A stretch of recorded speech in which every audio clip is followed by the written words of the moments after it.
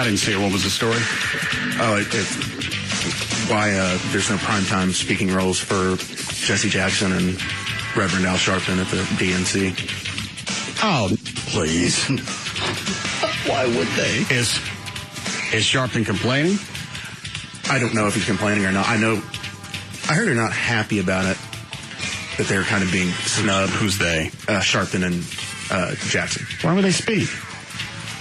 They consider themselves... That's why they're not speaking. Yeah. Stop right there.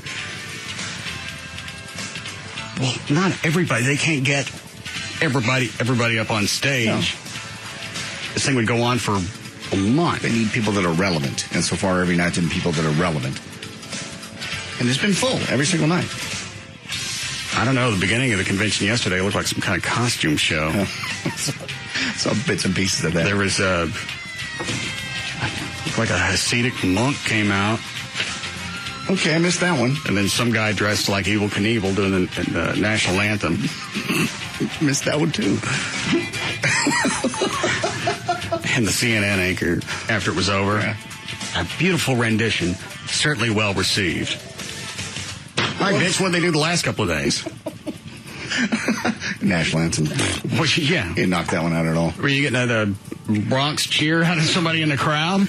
It's such, we go back to the same thing. It's such just a session of just patting ourselves on the back. Next week is going to be the same thing with the Republicans. So it's not just a slam on the Democrats. It's just, they're Sharpton on TV. Let's see if he's bitching. Which TV is that, Two. He's forgotten that cause. What do you make of that? Well, first of all, I think that Senator Obama has stated very plainly where he has been on issues across the board. And he's made it very clear, as Ed Brooke did 40 years ago when he was a senator from Massachusetts, as Doug Wilder did last generation, that he's running a campaign for everybody. And we've had that history. It is now gone all the way national with Obama. So I think that people should not expect him to be a civil rights leader. That's not what he proposed. That's what we do, and we will continue. You mentioned Reverend Doug Wilder. And one all right, so he's not having a piss fit. He led by 20 They just did a quick satellite shot of Jesse Jackson. We'll see what he says. Foul's in, you know Jesse's in. Oh, that was that video clip when he's talking about cutting off Obama's junk. Oh, they just showed that? Yeah, that was the highlight. The clip they were showing was when he leaned over and... Well, why would Jesse Jackson be surprised then that they don't invite him to speak? Because I'm here to cut off Obama's junk. Jesse's coming up, man. Put a cup on. Yeah, I don't care if the mic was hot or not. That was the excuse he used. I didn't know the mic was... I didn't know it was a hot mic. That even makes it worse. Yeah, if you actually got on and said, I think he's turned on the black community and I'd like to cut his junk off. That's making a statement. This is something that you would say in a room by yourself, and you got busted. Well, we also know that now you've got two different agendas. Staying ingratiated to the Democratic Party and cutting off Obama's Peter. That was classic. What a classic moment. I think it was JD that brought this up. Reverend Manning's been screaming for 6 or 8 months, trying to get any type of attention, just to get the national media to look at him. Jesse Jackson whispers something, and they're all over his ass. It's all the news the next day. I'll tell you one thing I'd like to do.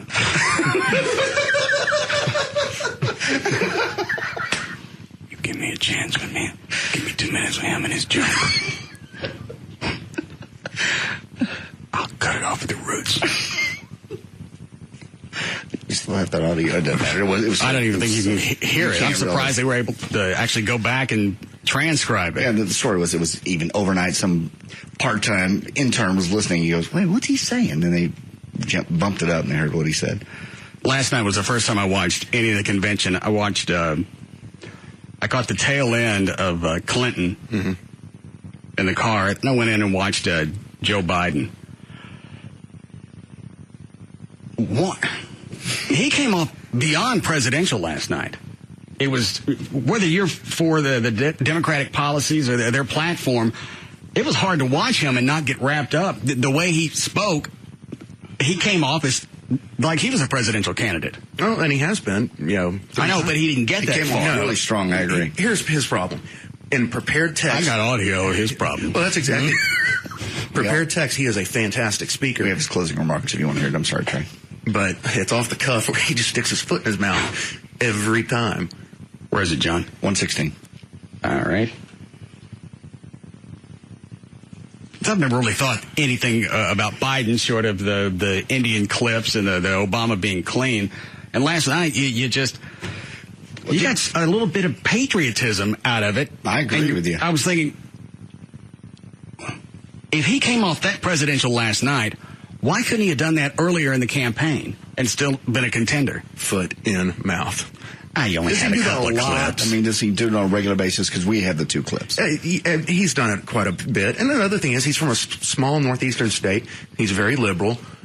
I mean, he goes much more far left than like Obama does. That was the only part, as far as clips or anything I've seen of the convention. It's the only thing that I got into. I watched that, and I said the exact same thing. I stood and went, kind of wish he was running and Obama was the vice. Yeah. You hear his story, his first wife died in a car accident, and he raised his kids, went home every night, 4 hours on the train to raise his children, always be there for his kids, and just his whole life story. It just didn't come off as some speech full of pandering.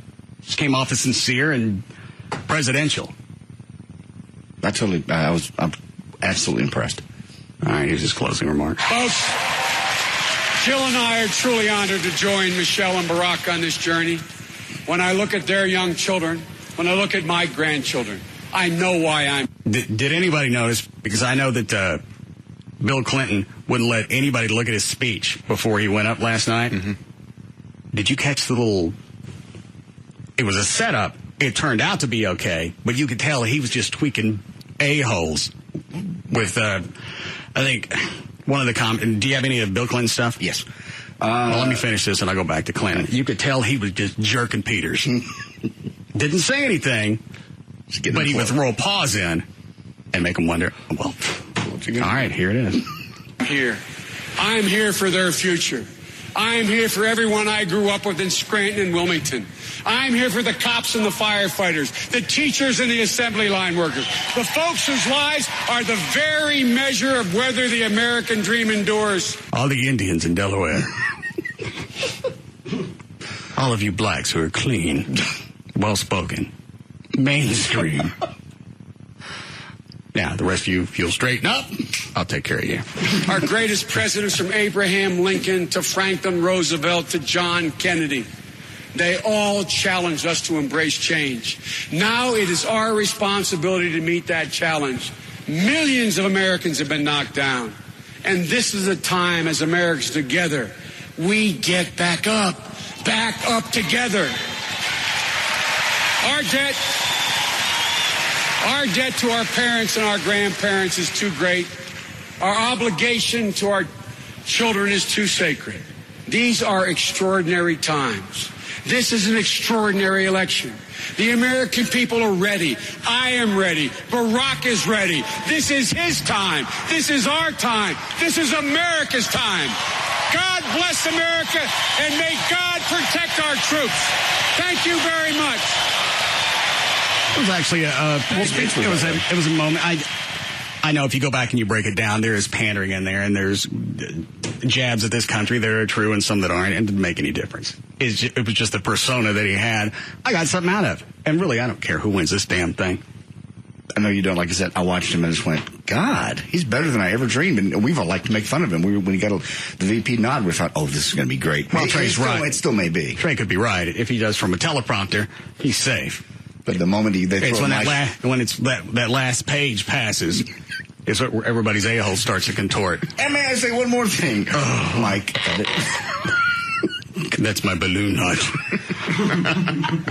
Yeah, if the Republicans are smart, whenever they do the vice presidential debate or anytime he does any sort of speaking engagement with prepared text, just take one person to go in there somewhere in the middle of that stack of papers and take one sheet away. Oh, for Biden? Yeah, so when he turns that or page, just stick something else in there. Yeah, but even a blank page, just, oh, God, because he has to fill.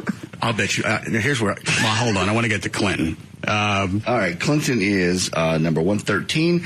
Talking about his age, the age issue, where he was actually young, too, when he was elected. All right. I think I came in on the tail end of it. So what is that, 115? Yes. 113. Right. I'm sorry, 113 is about age.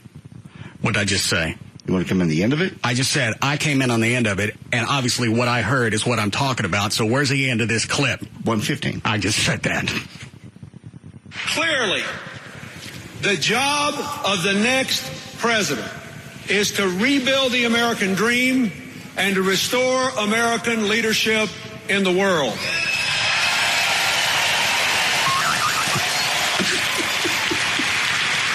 Sorry, man. And here's what I have to say about that. Everything I learned in my 8 years as president, and in the work I have done since in America and across the globe, has convinced me that Barack Obama is the man for this job.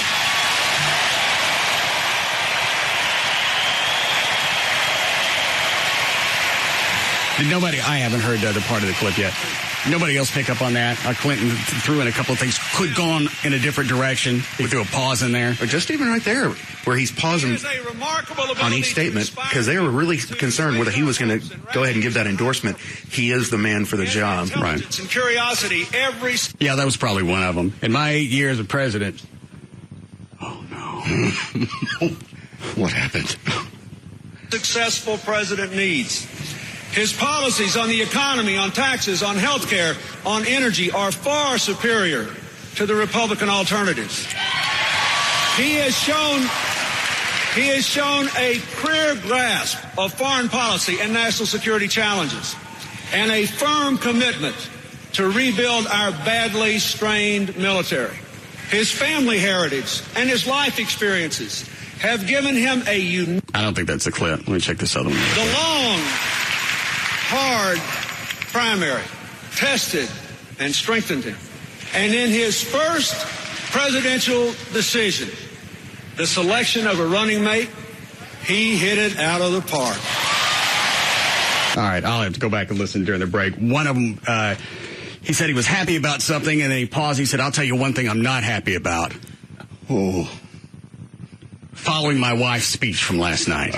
But again, it was that pause and just saying, I'm not happy about something. That's when all the balloon knots and the a-hole started twisting up. Here it comes. I just thought it was the quote about it. He is ready to lead. And I pulled this out of the New York Times from October of 2007. The former president, who was elected in 1992 at 46, the same age as Mr. Obama, is now said he'd been much better prepared for the office than the senator from Illinois, who has been in national politics only 2 years. Not ready to lead. How many months later? Or that's actually a year later. Well, that was the whole thing on the Clinton side is he ain't ready to lead. He doesn't have the experience. Now he does. Well, it's been 6 months. Yeah. Just 3-4 months ago, he was talking about how bad Obama's policies were on health care, on energy, on everything else. And now all of a sudden everything's straightened out. Yeah, absolutely. We met. Everything's fine. Biden's right. He is clean. I'd get right up close to him, but he is. Hillary said. All right. It was funny. Did you see the Pelosi, when Pelosi asked for the affirmation? No. Then she asked for the no's. She gave no time for anybody to say no. She goes, all those opposed? All right. Well, we're going to go ahead then. She really go that quick? Cut 112, yeah. She gave not even a half second. The only thing I know is Hillary came in at a portion of it, said, all right, let's knock this off. Let's just go ahead and finish. Yeah. So we don't look like we're divisive. No, I didn't hear the Pelosi thing. Senator Clinton has moved in the spirit of unity to suspend the rules of the convention and to nominate Barack Obama by acclamation as the presidential candidate of the Democratic Party. Is there a second?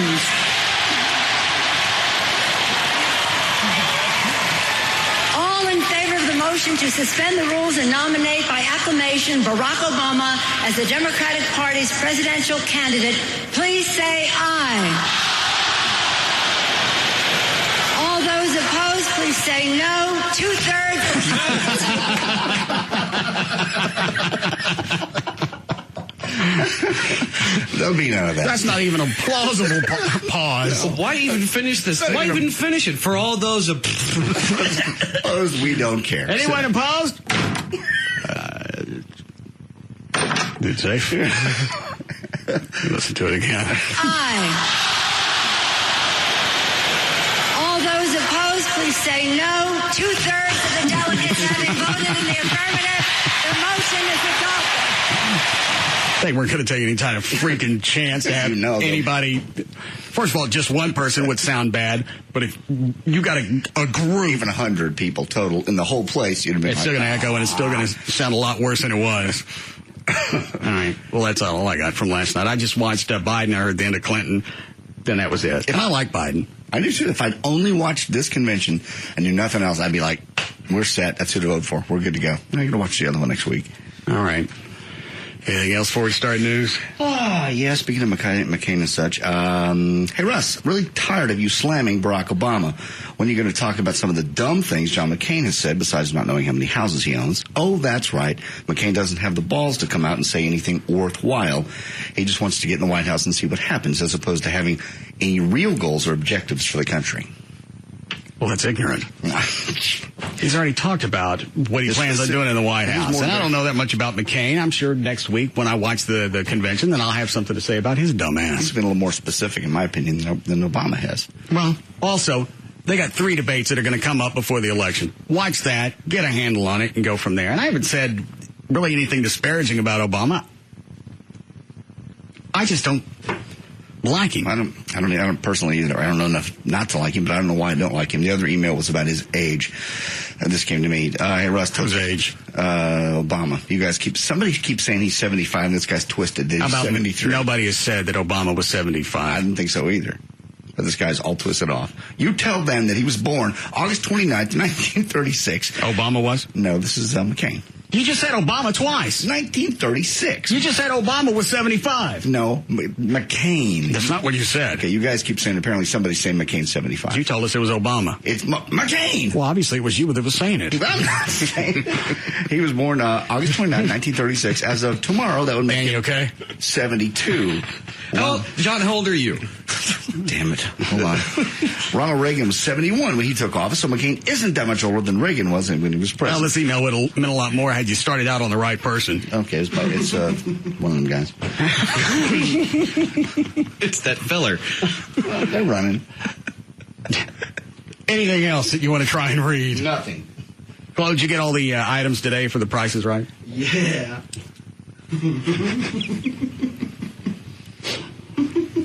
Anybody tell Alfie we're doing this? I don't think so. Maybe a hint. What is it, Trey? Yeah, he walked by and he saw some of the ingredients. He goes, F. Oh, he didn't see all of them then.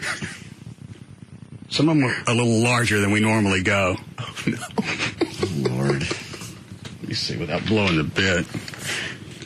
Let's see, this one weighs 14.75 pounds. Whoa. Oh, my God. Another one of them is 8 pounds.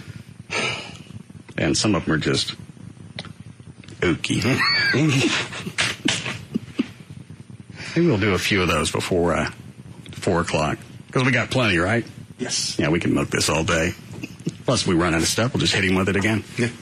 Plus, he's got a better shot of getting the price right. Do we not have time for news? I meant to break. Oh. All right. Somebody give me a minute time killer. Let's see here. What else do we have? All right. We have weekend review. We have somebody that thinks the Russ Martin Show. I don't want any weekend review. I want something new. We got 45 seconds. Since the city is tearing down Reunion Arena, how about the Russ Martin Show band performing for the Police and Fire Foundation? I think they're planning on blowing it up. Well, yeah, but there's got maybe one last concert. And we would be the very last concert at Reunion Arena. That's what they're suggesting. I don't know. Is anything still left inside? Yeah, there's still stuff inside because they're talking about auctioning off, selling the seats as they start pulling them out of there as memorabilia. Well, it might be an option. I know the city council talked about raising it, and then the movie company came out and said, let us blow it up, use it in some movie that we've got coming up in the future. And that's a great way to pay for the demolition. I just don't know when that's supposed to happen. I'd like to be done before. Good point, Right? They're also talking about doing that with Texas Stadium, too. With it. Yeah, that's right. I think it was the same movie company said that they wanted to blow. Yeah, both of them. Well, that's good for the city. But yeah, the city makes money, but plus, I mean, and they're right. How many times do you have a chance for a movie to blow up something that big Real, and that Yeah, real. CGI it, yeah. Well, and they're also going to have to go back and take care of all the cleanup so the city makes out all the way around. Mm-hmm. Chloe, why don't you go ahead and line up some of the items up for bid? We'll try that when we come back. Alfie, sit your fat ass down.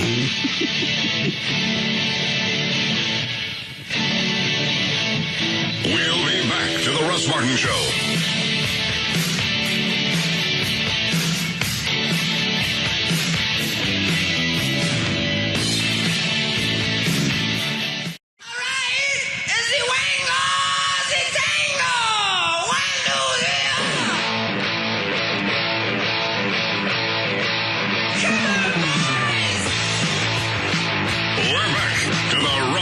Show.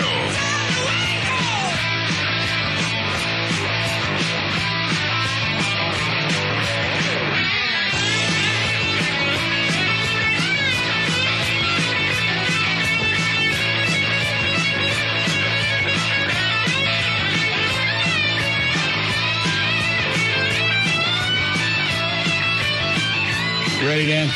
Yeah. Let's go. Okay, right now in Dallas, 35 southbound after Continental, the two right lanes are blocked. And then if you go up to Little Elm and you're on eastbound 380, you might want to think about going a different direction because eastbound 380 at FM 423, the traffic lights aren't working, and that has everyone backed up by at least 2 miles. And that's as of just right now, so that's just going to get worse. There's your first check of traffic. I'm Dan O'Malley on the Russ Martin Show. Thank you, Dan. All right, 77 for the low tonight. Thunderstorms pretty much all the way through the weekend. In the afternoon, kind of popping up. We have 96 now at Live 105.3. Let's start off with the big items, but I hate blowing my wad. Yeah, that was something little. Here, Trey, you can look at the list. Just look at the ones that I highlighted. Okay. Don't say what they are. Okay.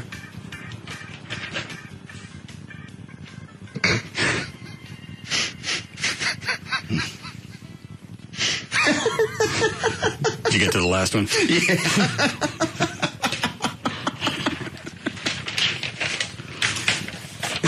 This could be the best one. Time to know. Let's, you want to see? No, I'll wait. Are you sure? Maybe I do. Yeah, it's the ones at the bottom. Okay. Oh, my God. I'm sorry, Alf. Let's do news for a little while, and then we'll do this before we break. Ready, Dan? All set.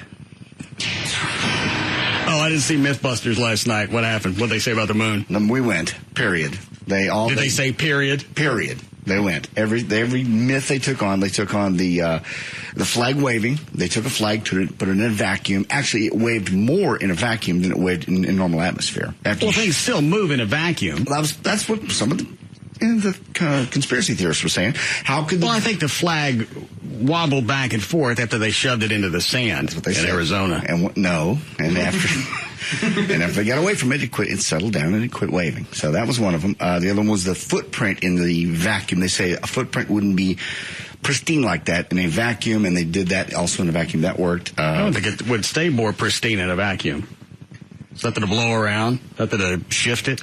You would think. I think it was also lack of moisture. They said it wouldn't be that pristine. Anyway, that was one of them they did. They also did the astronaut coming down the limb, even though he's in the shadow of the limb. You mean on the ladder? Yeah, the ladder coming off the limb. On the ladder? Yeah, he was on the ladder. All right.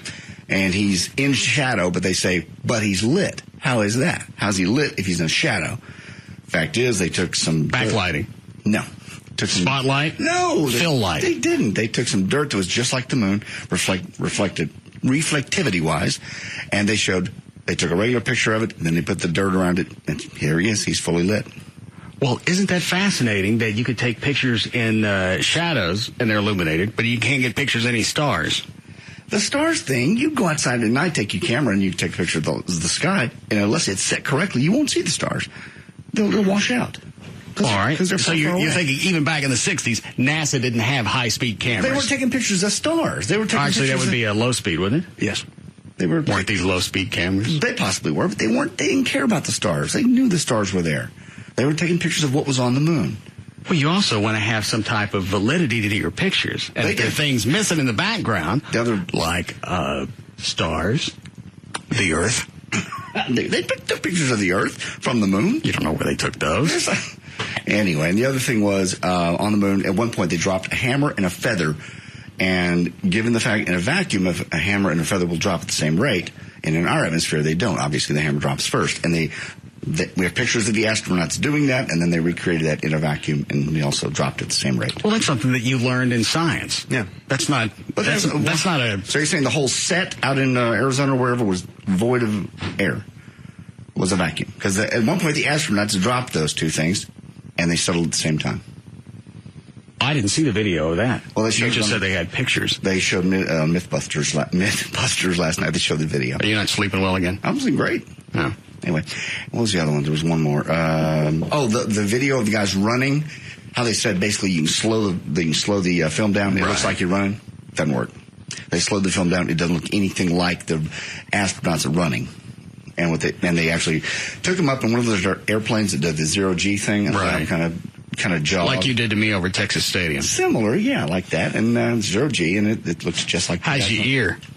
You were such an ass. There was no point in that. And you distracted me. I told you to stop. Well, I did after. You can't just stop midair. You can't just pull it back. You knew not to do it to begin with. He decides he's going to go climb and then to drop the damn thing, so it's zero G's. And he even asked me ahead of time. I went, no, I don't want to do that. He did it anyway. How's your ear? You poked me in the head. I could have lost control and killed us both. I didn't want to do that. I don't like zero gravity. It didn't hurt you. You just floated out of your seat. I don't like it. I don't get on some of the rides at Six Flags that have zero gravity. I don't like free fall. I don't like that. I don't like flying with you. Didn't hurt you. We had a great time. We had a lot of fun that day. It, and I didn't want to stay in the air much longer. And neither did you because your ear hurt. I know my ear hurt. You punching me. Wait a minute. You did. You punched me in the head years before I hit you in the chest, so you had it coming. So now we're even. I didn't do anything when we were out at Starplex. You apparently did. I didn't You're trying to kill me in a private aircraft after I warned you, and I don't know how to fly the damn thing. I kept telling you to quit. I poked you in the ear. So you poked the pilot in the ear? You don't know how to fly. What if I just passed out right then? Then I'd have given her a shot after I kicked your fat ass out. Yeah, zero gravity. Now there's free fall. It's been a big day for you. All in one day. That's another reason why I won't go up with you again, is I have no idea what you're going to try and pull on me. There's nothing else to do to you. I wouldn't hurt you in any way, shape, or form. I wouldn't do the zero gravity again. Promise. No, I told you last time I didn't want it. You went, yeah, that's okay. And not only did he do it, I had already been antsy because, what was this, 85? Yes. Because we're flying on a hot day and there are a lot of thermals, so the plane's bobbing up and down, which I didn't care for. And I told him I'd like to go home. Well, he said we got up. Let's go fly over to Texas Stadium. They were setting up for Michael Jackson's concert. We were 2 or 3 minutes away from Texas Stadium when you wanted to go home. I didn't want to see it. I don't like the little plane. Plus, that was a Cessna 152. It's the smallest thing you can get, short of flapping your arms. It is small. I'll give you that. It's a 2-seater. And it was hot. It was summer. Yeah, it was hot. We were bouncing around. But you didn't tell me until we got in the plane that we didn't have any AC. No, some of the newer ones do. Why, that one didn't? No, it didn't. We had just the vents. So it was hot. I was sweating. He decides, well, there's certainly no reason not to make him yak. Then he goes for the zero-G thing. He didn't yak. Nobody yaks at zero-G. It just floats. I don't like it. Like a little roller coaster. And I did it gentle. You didn't hit your head on the ceiling or anything. That didn't make any difference. You poked me in the ear. Very uncomfortable. You ready to start news then? Yeah. Okay. All right. You want a legal ID here? 357 at KLLI, Dallas, Fort Worth, Texas. Dan O'Malley's here with news. Thank you, Russ. Today is Thursday, August 28th, 2008. Birthdays today. Leanne Rimes turns 26. Jack Black from Tropic Thunder turns 39. Shania Twain is 43. And David Soul, Hutch of Starsky and Hutch, turns 65. We mentioned it briefly earlier. Senator Kay Bailey Hutchison says it's been an honor to be a rumored vice presidential candidate, but she says she hasn't been asked and made it clear early on that she didn't want the job. She said, I said early on I did not want to be considered, and I sent that message. I'm very supportive of John McCain, but my sights are to not stay in Washington for the next 4 years. As to the persistent rumors that she'll be a candidate for the Texas governorship, Hutchison says she wants to make it through this election, help Republicans, and then she will look at that. I'll swim to Mexico. Why do you hate her so much? I still like the fact that when there was the big FCC controversy, we faxed her a protest letter, and you get something back, that said, yeah, I'm against it. That could have been just an error in the office. We tried to get her on the phone to rectify it, and she didn't want to talk to us. Well, there's a lot of people in the state that don't want to talk to us. There are a few that do. What is it, Trey? I mean, that was probably just some staffer who took it and just sent an automated. Well, obviously, that's their standard operating procedures, not to look at something from your one of your constituents. You just look at you get it. You okay? Well, here's where it came from. Let's send this back. I think this was after the whole Janet Jackson Super Bowl nasty nipple extravaganza. I just thought it was funny how her people, this is back when Rob was here, her people kept saying, she's not available. She's on there's no cell phones where she is. She's just not available, even though the next day she's on Mark Davis. Yeah. Well, that's a safe. No cell phones. Where do you go? There's no cell phones. It's a safe what? That's a safe interview, a safe environment for her. Yeah, I mean, this would be an anomaly, and they don't like anomalies. I would have just asked her what happened. And why aren't you for free speech? And why is it all of us got to eat it for Janet Jackson? And I can tell you, especially it was her and was it Justin Timberlake? Yes. They had concocted all of that. All the TV stations, all the radio stations had to eat it, and that's when the FCC just went nuts. All of us had to deal with that. Janet and Justin, they go on. I'm surprised nobody really sued them under any way, shape, or form. What was it on CBS? Yes. Obviously, we're too stupid. Did it end up costing this company money? Actually, they just won the appeal. Initially, it did. Okay, that's when I would have gone after them. But yeah, I think they just got all the fines. They won reversal on appeal. Plus, it wasn't 15 frames. Wasn't even a full second.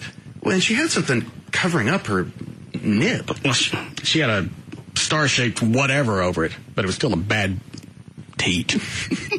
It was an accident. Oh, you're such bad actors, really. They both do that when it comes out. Yeah, if your ham comes out on national television, you're going to do more than just put your hand up over it and continue with a song. With the big wide eye. You're going to stop and go, oh, God, my teeth came out. Exactly. You grab it and go, oh, wow. Sorry, you grab it, you pull it back up to your chest, yes, and then you finish the song. Both don't look. Especially when it's right after the lyric, have you naked by the end of the song.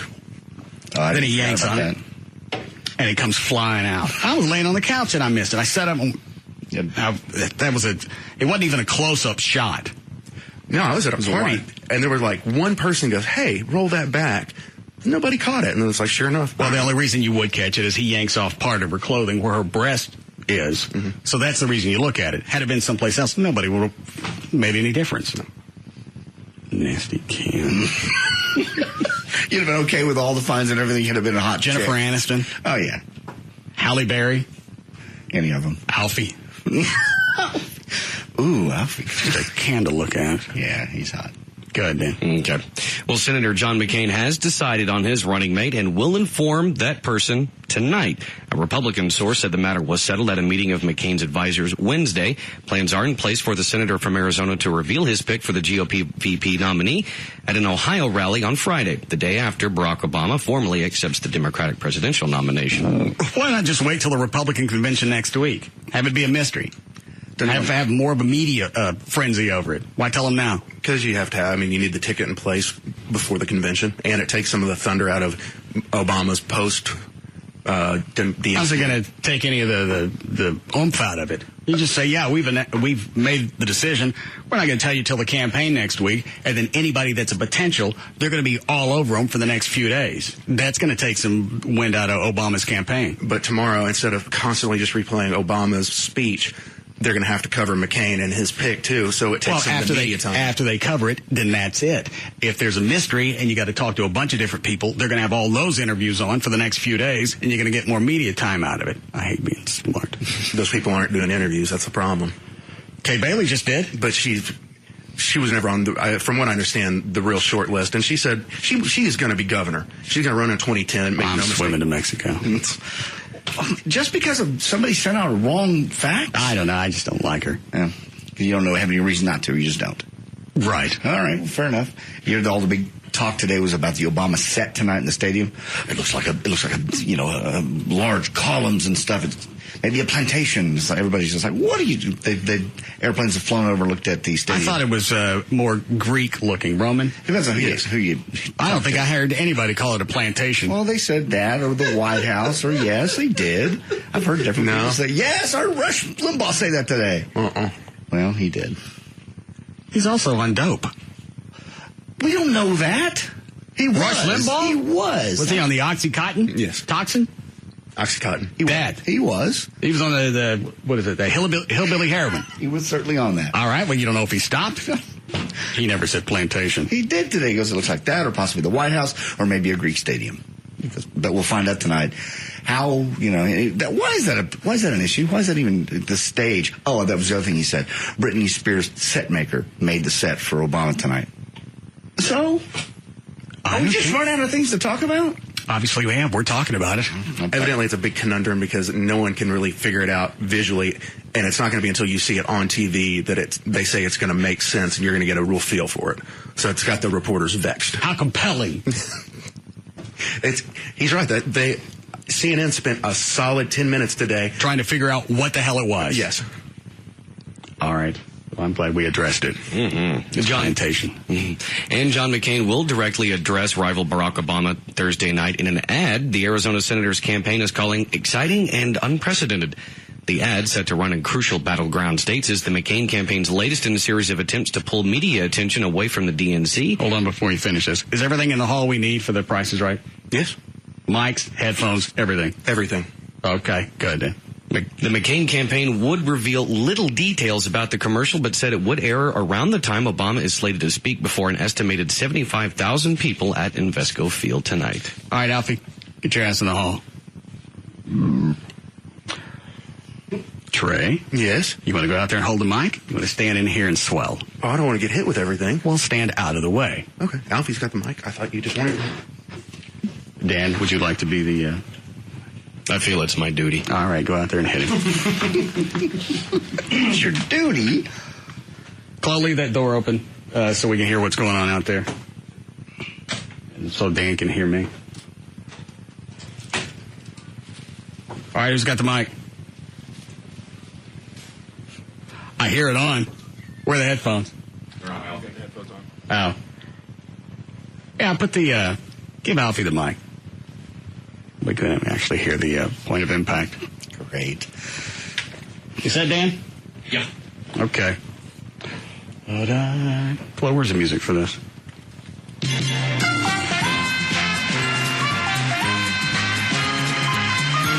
Alfie, you remember how we play? Yep. All right. I'll read the description. You'll give me what you think the price is. If you miss, you get to eat it. All right, Dan, take that one. God.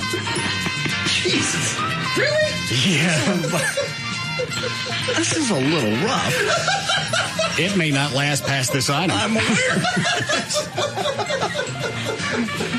And here we go. And Alfie don't see it coming. He's looking the other way. Oh, well, man. He's gonna hear what it is. I know. Yeah, I can't wait to see his face. Freshen your home with Airwick aerosol spray. It's the It's the perfect way to fight unwanted odors and bring a burst of freshness to any room in your home.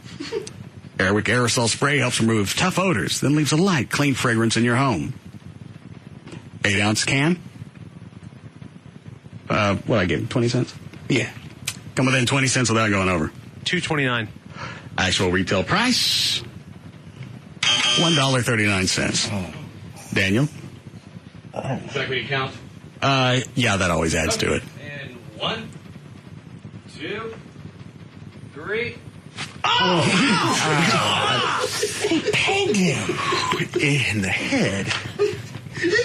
Is he back up? Oh, there he is. I just saw him go down. I'm like, is he coming back? Daniel. Where'd you catch him, Dan? Back of the head. Yeah. Right in the hot dog. All right, the next item. Did we have something with music that we were using? Look for it during the break. You can add any flavor to any dessert with Mott's cinnamon applesauce. Mott's is full of hand-packed goodness and an excellent source of vitamin C, and it's kosher.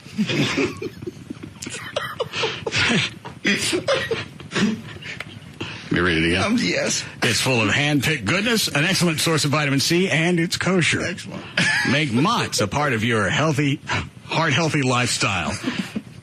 A 24-ounce bottle. Come within 20 cents without going over, Alfie. $1.79. Actual retail price, $2.29. Go ahead, Dan. All right, 1, 2, 3.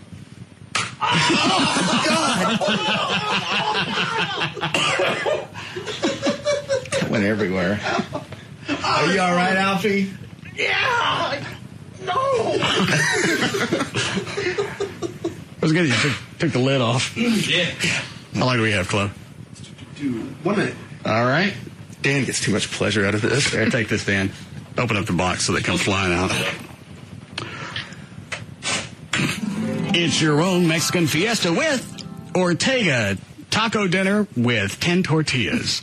Another great family recipe from Ortega. It's Ortega Huevos Rancheros recipe. We didn't get the ground beef, did we? No. Just add ground beef and toppings. It's a 15.2-ounce box. Alfie, come within 30 cents without going over. $5.50. You ready, Dan? Ready. Actual retail price? What'd you say, Alfie? $5.50. Actual retail price is $3.39. Anytime, Dan. 1, 2, 3. Oh, God. Those are pretty soft, are they? Yeah, or take a line. Hang on, there's more in the box. Oh, that's right. It's a kit. All right, let him have it with the rest of it. We got a break. Here comes the rest of your prize, Alfie. All right, we'll be back.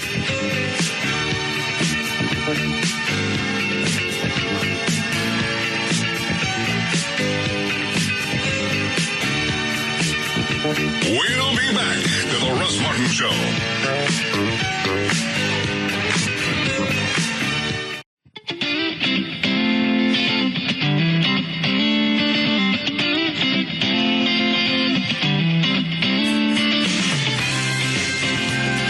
We're back to the Russ Martin Show. How do you like me now? Now that I'm on my way, you still think I'm crazy? Standing here today, I couldn't make you love me, but I always dreamed about living in your radio. How do you like me now? Yeah.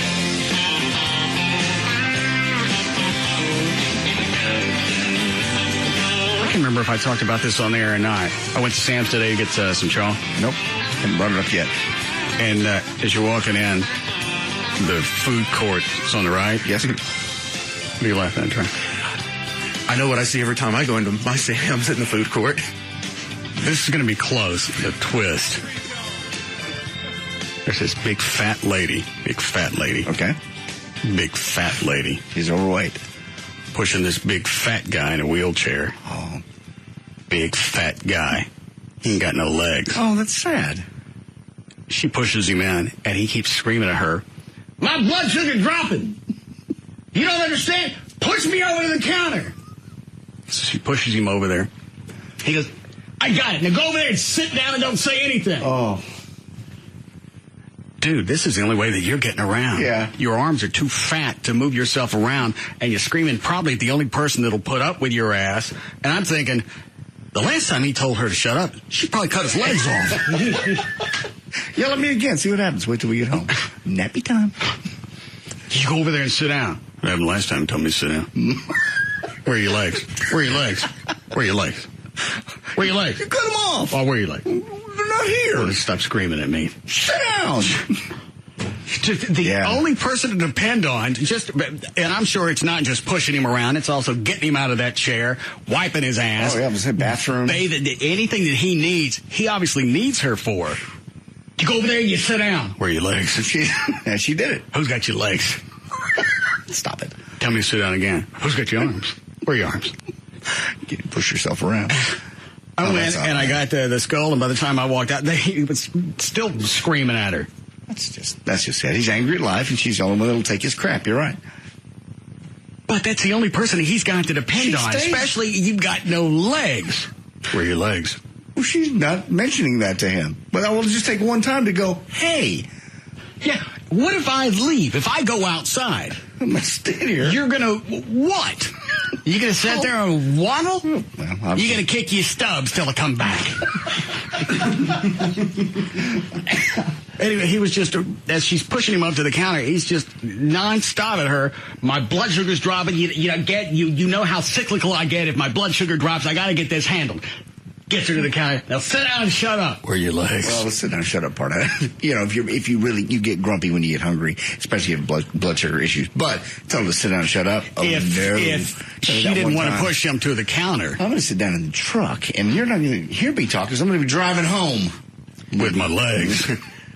That's sad that chances are he's so fat, he's diabetic. Probably had him cut off. Yep. Or he told her to shut up. Many times. Where are your legs? Because I'm constantly amazed at the herd that's in the food court every time I go in there. And they're always... They should charge you to let you go in there and pet them. You come back with a nub. I'd say take their food, go in there, and you buy the food, you feed them, and you pet them. Buckets. They're there anyway. Fat country safari. It's just a drive-through. Yeah.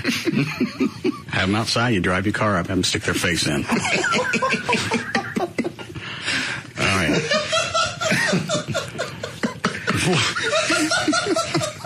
Sam's got everything. Flo, load up the news thing. We'll do more news. And we'll finish with Alfie. All right, I'll wait. Oh, do it. Got your legs. I'm sorry. Why is the damn thing? Thank you. All right, 426. Dan O'Malley's here with more news.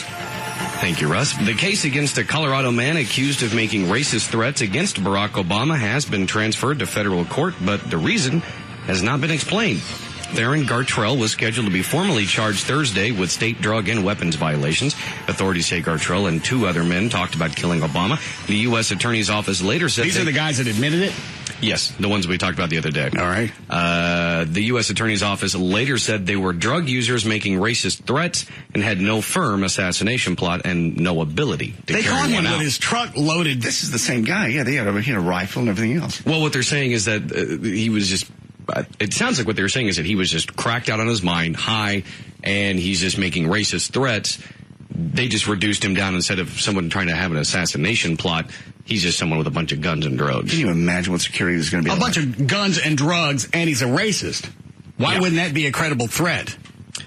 I'm not saying that it wasn't a credible threat. That's why he was, taken in addition to the drug stuff. But for whatever reason, after talking to him... Wasn't he on his way to the convention?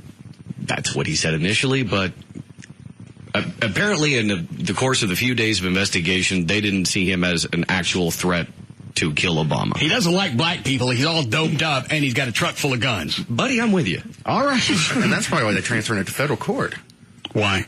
Because the feds probably do think it was a viable threat, and they're going to charge him with it, whereas evidently the state of Colorado wasn't going to.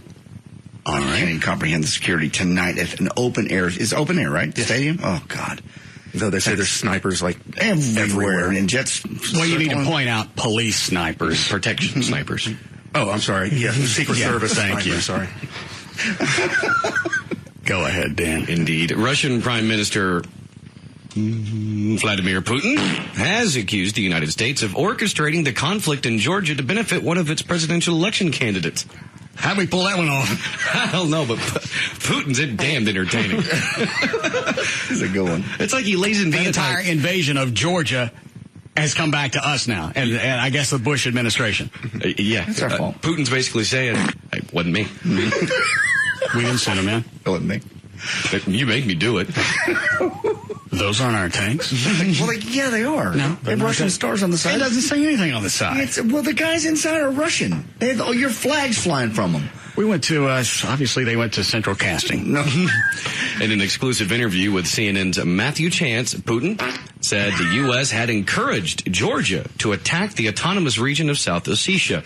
Putin told CNN his defense officials had told him it was done to benefit a presidential candidate. Well, hang on a second.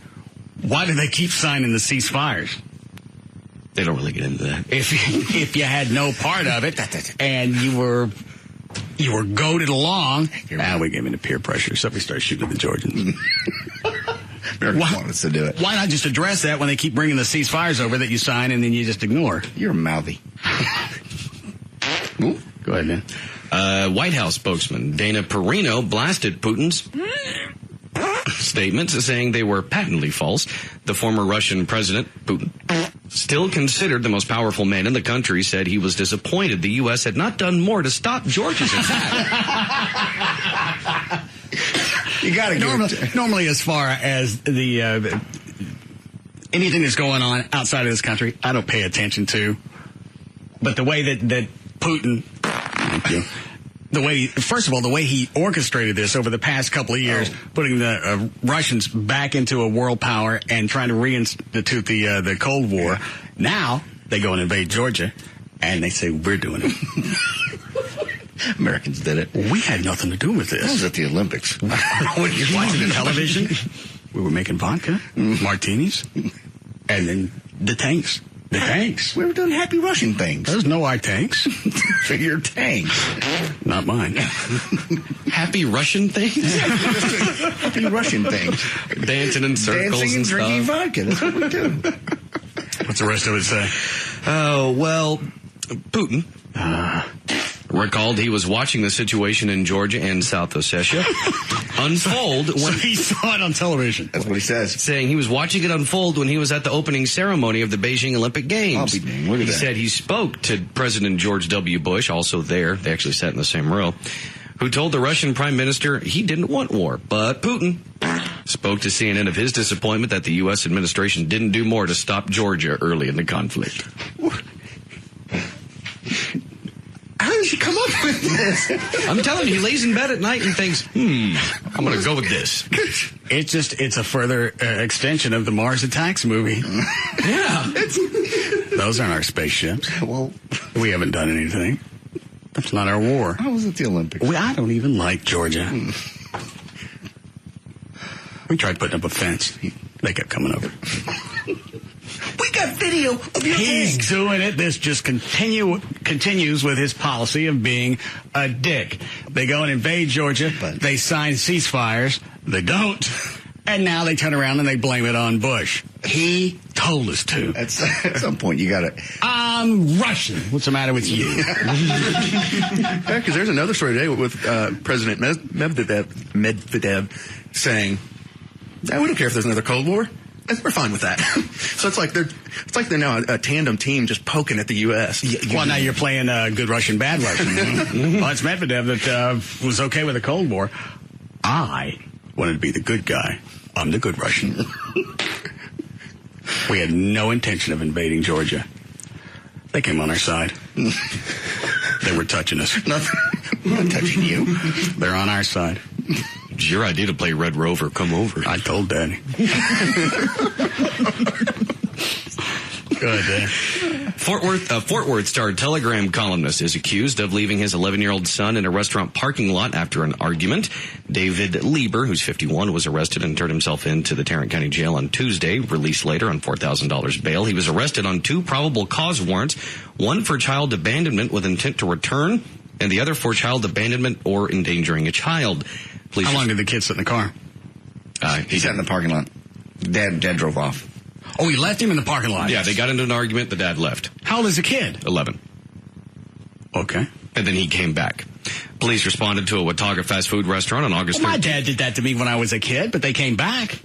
And so did he, but But in the meanwhile, somebody called 911. The cops were already there, so they had to... Yeah, police responded to Watauga fast food restaurant on August 13th after a customer called 911 and reported an argument between a child and an adult who had driven off while the boy was still in the parking lot. While police were interviewing witnesses, Lieber returned and was allowed to leave with his son, but the case was forwarded to the Watauga Police Criminal Investigation Division. The police report did not indicate how long the boy was left at the restaurant. Lieber actually wrote about the incident in an August 15th column, saying he regretted his actions, said he was gone for several minutes before he returned to get his son. Well, that's about how long my dad was. How long was it you were out there at the children's home? However long it took him to make the block. It was you and your brother, right? Yeah. And the point was, if you don't straighten up, I'm leaving you here. I'm going to drop you off at the orphanage. We're in the back of the car reading out of the Old Testament. Right. I'm sure you were. You and Mark. I can just see that. You were creating crap, and he made you just We pull over. were angels. Don't give me the air quotes. You weren't angels. He made us get out of the car there at the corner of, I think it's Buckner and, it's not John West. It might have been Forney Road. Whatever the Buckner Children's Home, whatever the corner is. He went, get out. We're going to go see the homeless kids? No, you are one. How old were you? I think I was 10. Mark would have been 7. Damn. Had he threatened that before? Oh, yeah. Oh, he threatened him. Oh, that was a nonstop thing. So every time we'd pass by the children's home, the two of you don't shut up and act like humans. I'm going to leave you there. He said, they don't have much in there. They got cages and salt licks, and that's all that's in there. And so he just dropped y'all off, and you just stood out there, 10 minutes or so? I'm sure it seemed for you. No, it's a big block because he made a right onto whatever that side street is and went all the way down and came back, so it probably took 3 or 4 minutes. And you get back in the car, and you behaved. We opened our books back up. We continued. Those are the greatest view in the world, seeing your dad drive back up. Leave us, kiss me. It's just we lived in Pleasant Grove, so anytime we went to go eat or whatever, you drive up Buckner, up north, it was safe to get out. So we'd pass it all the time, and every time there would be that threat. I'm not even going to pull off my belt. I'm just going to drop you off at the children's home. That's terrible. My mom used to say something similar to that, but as a little kid, I didn't know. She would say jokingly, she told me years later, if you don't behave, I'm going to sell you to the man that buys boys. She did. And I was like, hang on, she said what? I'm going to sell you to the man that buys boys. You get that as a clip, Dan? Oh, God, yes. Thank you. My mother hunts me from the grave. Not as much as the old man that apparently buys boys in your neighborhood. Who was that? Is he still there? There was no man. Did he have some sort of sign in his front yard that everyone knew to take their kids there to be sold? I said, do you realize how traumatizing that was? She goes, oh, I was kidding. I'm 5. I know this. How? I really thought there was a guy who would come by and just, if you just misbehaved long enough, buy you and you're gone. And I told her, I think I was probably 13 or 14 before I would turn her. I said, do you remember saying that to me? She goes, oh, yeah. Evil.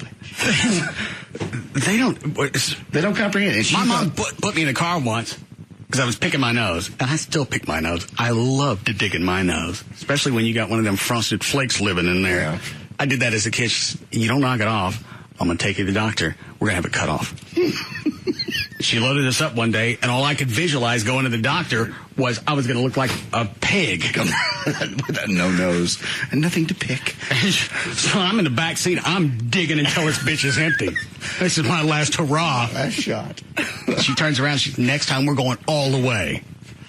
Your parents were... I thought my mom was evil for saying that. She didn't mean it. I mean, she thought she was being cute. Oh, they made me run away once. How far did you get? You told me that. Got all the way to the corner. And then she came and whooped your ass? No. Well, she did. Yeah, was this one of the one where they said, you threatened it, and they said, fine, pack your bag? Yeah, every night before I'd go to bed, they come in and they check on me, and I'm running away tomorrow. Okay. Every night? Yeah, I don't know why. She came in one morning, woke me up. Get up, you're running away. She packed all my stuff, gave it to me. Over it, Mom. I'm just beyond crying. I don't want to go. You're running away. Well, normally, isn't that something I choose? Well, this time we've chosen it. You're running away. She puts me out on the sidewalk. I'm walking down the street. I'm crying. And one of the Mexican neighbors is screaming something in Spanish. I don't know what they're saying. I get all the way up to the corner. I went, well, Now what? I turn around and there she is behind me. Sorry for you. That's mean. That's horrible. You ought to go to her house now and go, guess what? Good morning, Mom. You're running away. How long before we need a break? You want to try just a couple of the Alfie things? Yeah, sure. Okay. You got a ton of us? Oh, yes, I see. The pile. Let's see. Where did we leave off? We do the Mexican fiesta with the Ortega? Yes. Okay. How many did you throw last time, Dan? 3. 3? Yeah. Okay. I know where to pick up then. Alfie, get on the hall. Let's go. Okay. It's a welcome treat anytime. It's Smucker's fat-free caramel-flavored syrup. Oh, God. You can enjoy the No Mess cap. It's a new look, same great taste. You can try all of the Smucker's Sunday syrup flavors to add great flavor and fun to your food and drinks. It's a 20-ounce bottle. How much, Alfie? 20 cents without going over. Alfie! $1.99. Say it again. $1.99. How much did I give him? 20 cents. Doesn't make any difference. He went over. The retail price is $1.75. Let her rip, Dan. 3, 2, 1. Oh, Jesus. Is that too hard? Yes. Sounds a little thuddy. My bad. Where'd you catch him? Lower back. Oh, all right. Okay. Spreading around the damage. Take that one. Open the package up on that one. It's a family favorite. Okay. It's shake and bake chicken seasoned coney. Oh, God. He's covered in syrup. Add an extra zest to your chicken. It's quick and easy with 2 shaker packs. It's shake and bake. And I helped. 5.5 ounces. Alfie, how much? $1.50. Actual retail price? $2.55. 2, 1.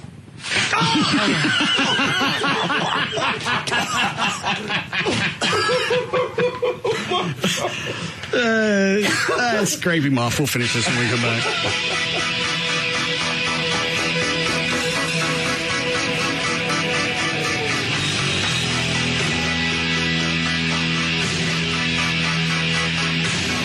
We'll be back to the Russ Martin Show.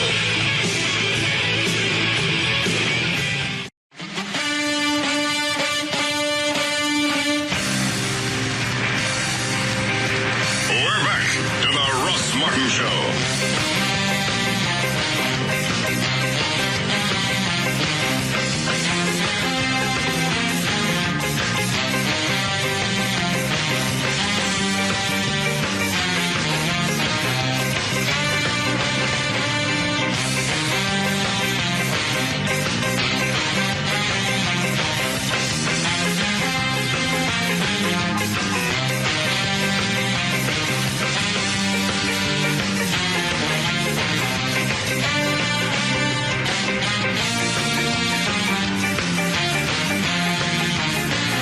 You go back and you replay it. It's a lot better than hitting the whipping. If you don't straighten up, it's like when my dad dropped us off at the orphanage. We straightened up for a few weeks. I guess, but it shows reflected how our society's changed, though. Now you leave a kid at McDonald's for probably 10 minutes. It was probably 10 minutes. You're facing charges. Also, the fact that they had the fight in public, somebody got to see it, and then they watched the kid and the father Well, drive people are away. going to have arguments with their kids. Oh, I know. And you're making a point, and he'll Hang on. Is that you, Dan? Yeah. All right. What do you got? Okay, real quick, we got in Dallas, I-30 eastbound at 2nd Avenue. The 2 left lanes are blocked, and that has traffic backed up to 35. And then that, of course, is affecting 35, so that means 35 is backed up to Inwood. So that's nasty. And in Grapevine, Hall Johnson Road at Pool Road, that is actually closed due to an 8-inch gas line being broken, and traffic's being diverted to Glade. And also in Fort Worth, I-35 southbound at Garden Acres Drive, there's an accident blocking the left shoulder. There's your check of traffic. I'm Dan O'Malley on the Russ Martin Show. Thank you, Dan. Hot. 77 for the low, going to be near 100 pretty much all the way through the weekend with some afternoon showers popping up. We have 94 now at Live 105.3. So sometimes psychology does work. It's not always going to be the answer.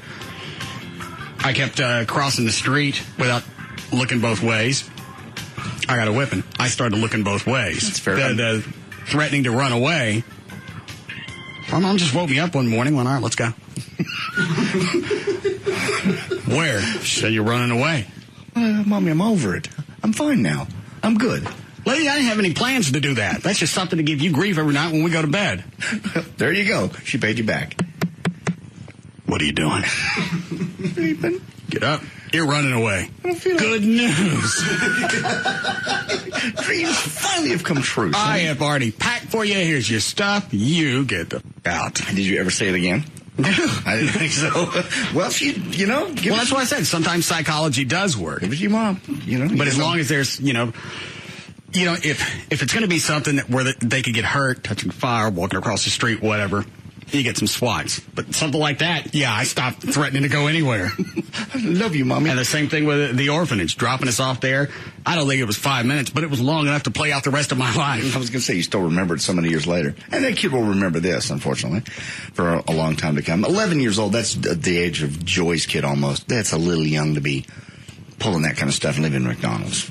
My opinion. Well, you left him at a McDonald's, though. Yeah, in the parking lot. He's going to be okay for 3 minutes. He is. The people that got on TV last night, I believe the Watauga spokesperson said, 10 minutes is long enough for somebody to grab that kid. He's 10 or 11. Oh, was it 10? The kid was 11. He was going to How many minutes was it? They didn't say, but probably about 10. Okay. Line 1. Thank you. Yes, Mike. Yeah. I was on the way home from work listening to about kids, you guys getting dropped off at the children's home and everything. And when I was about 14, we was on our way back from Memphis, and my dad was intoxicated. He's driving and everything, and he wanted me to drive for him. And I told him I couldn't drive because I didn't have a driver's license.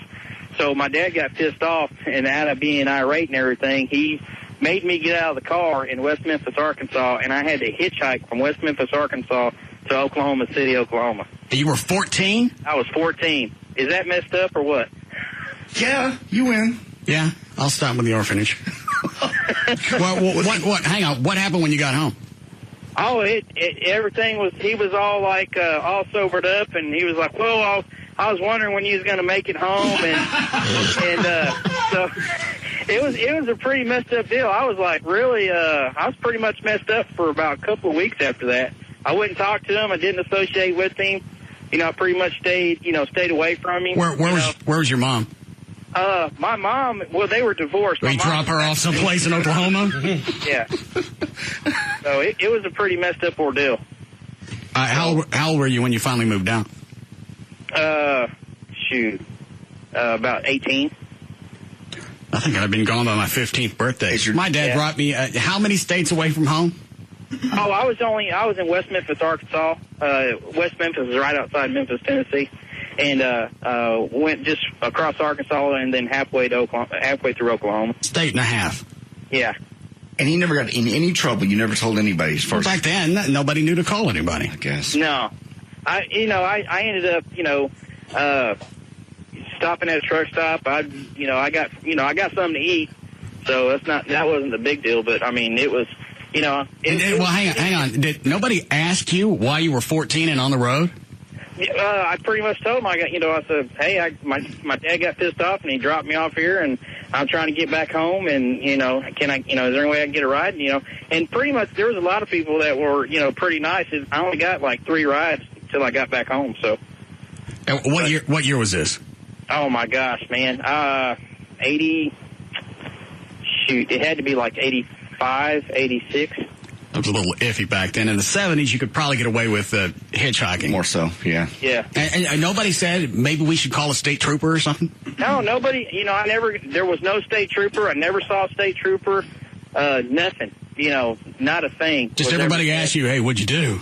Yeah, well, yeah, it was just pretty much, I just told him, hey, Dad and I got in an argument. He got pissed off. He was drunk. He wanted me to drive. I told him no, I couldn't drive. I didn't have a license. And he told me get the heck out of his vehicle. So. Is your dad still alive? Yeah, he is. Let's go get him. You guys talk at all? Yeah, he's still alive, and we'll sit there and we'll talk about it. And he's like, yeah, it was pretty messed up. I feel real bad. I said, you ought to. Daddy, let's go in the car. All right, thanks, Mike. God. Can you imagine if that happened today? You'd be all over CNN. I'm shocked nobody asked him, do you want us to call somebody? It was a mentality of, well, what'd you do? I'll take you as far as I can, boy. Get in the truck. Can you take me to Tulsa? Because that's where Daddy dropped Mama off. Any more of those, Alfie? Line 7 has a similar story. All right. Yes, Mike. Yeah. When I was 16 years old, my dad was a truck driver, and I threatened to drop out of high school. So he drove me all the way to Michigan, put me on the docks at a loading dock, and told me that I had to live there while he went to Green Bay and Washington before he came back to get me. And I ended up staying in a ratty motel. He gave me $50 to start off with. And I ended up staying there for a couple of weeks with crack women around. You can say crack prostitutes. They cut you a deal? No, I was scared. Half of them looked older than me, and they looked like my baseball glove. And you didn't go talk to anybody? That's the thing that's throwing me off, is even at 11 or 10, when my dad dropped me off at the orphanage, I was going to go in, if I was going to have to live there, and tell him, here's what happened. It sounded like, did you talk to anybody about this while it was going on? Well, I tried to call my grandmother and my mom, but both of them just told me, well, suck it up. You wanted to quit high school, so you know what? You need to learn to be a man. And a couple of guys that were in their probably early 20s, they told me how to, do it. Because my dad took me up there on the pre conditions that, hey, I'm going to unload his truck for him and make $500-600. Well, once I was done unloading his truck, he pulled off and left me there. I was raised by a group of wild crack whores. Yeah. He got in the, I guess he got in the truck with him, and he decided that, that hole was a little bit better. Did you go back to school? Yeah. Oh, yeah. I went back to school and ended up graduating and went off to the military, and, oh, yeah.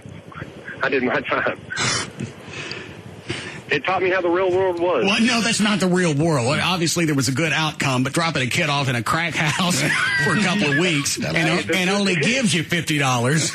It was the motel that I checked into because it was within walking distance of the loading dock. And, I mean, this was in Michigan, and it was cold. And this one guy, he grabbed a rat, he dumped it underwater, and he threw it outside.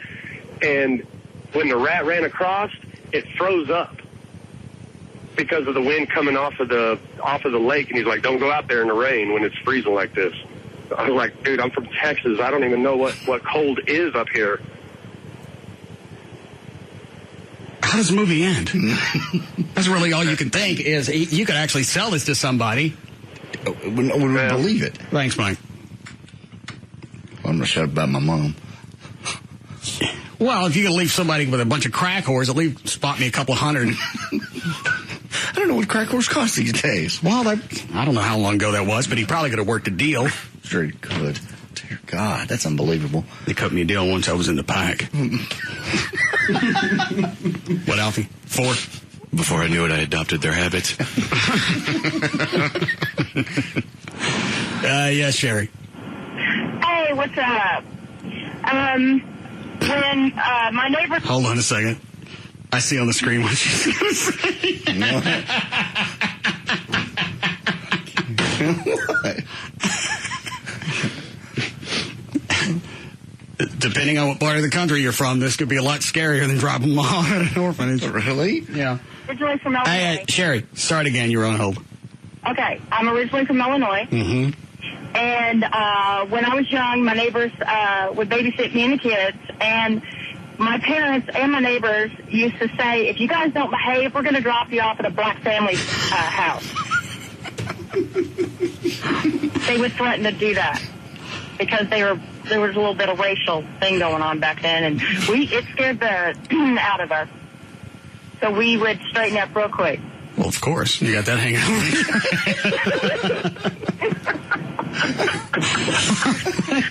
Laugh about it now, I guess. Racism. Wow. Thank God I straightened up. Don't parents play any of this crap out in their head? I guess at the moment you're just doing whatever you think. All right, then the orphanage thing makes more sense. You don't look at some kid and go, you don't like it in this house? Yes, I don't like it here. Maybe we'll let you live with some colors. I like it better. Yeah, I know. I like it better. I'm beginning to love it. What'd you just send me? Oh, no. I don't need any quotes from a Steve Martin movie. No, I know. It's just in my head. Sure. Which one, Alfie? Line 2. How long we got, Chloe? 9 minutes. All right. It's enough to finish up on Alfie. Yes, Matthew. Yeah, I just wanted to say, hopefully they're listening, but the people who called that cops on the poor guy for trying to punish his kid, that's their bad. Shame on them, because the problem with people these days is it's wrong to punish your kid. You can't spank your kid. How else are you supposed to get points across to these little punks?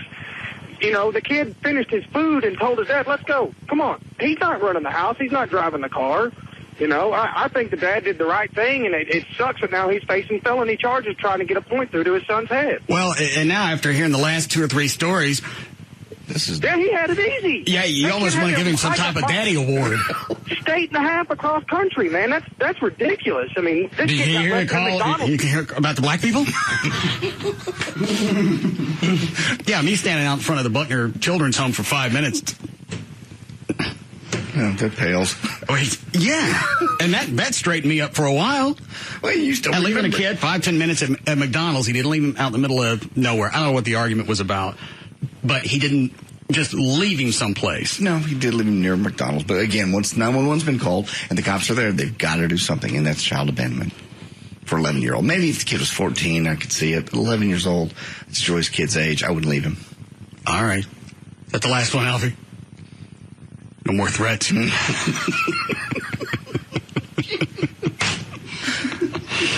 right, Dan. Trey, did you ever have that with your dad? I know he knocked you out once, but other than that, psychological. I had the runaway thing once where I threatened it, and they said fine and packed my bag, and I didn't get out. I was just out the front door, and they said, but I was bawling my. I'm sorry, I don't want to go. Bye. That's all we hear every night. I don't know why you threatened to do that as a kid. I can't remember what jollies I was getting out of it, but every night they'd come in, check on me, run away tomorrow. It's just you. What do you mean, what jollies you got out of it? I don't know. I mean, why would your parents threaten just to tell them every night, running away tomorrow? But not going to be here. We love you. We're checking on you. I've had it with this place. Well, okie dokie. We'll see you in the morning, honey. Now.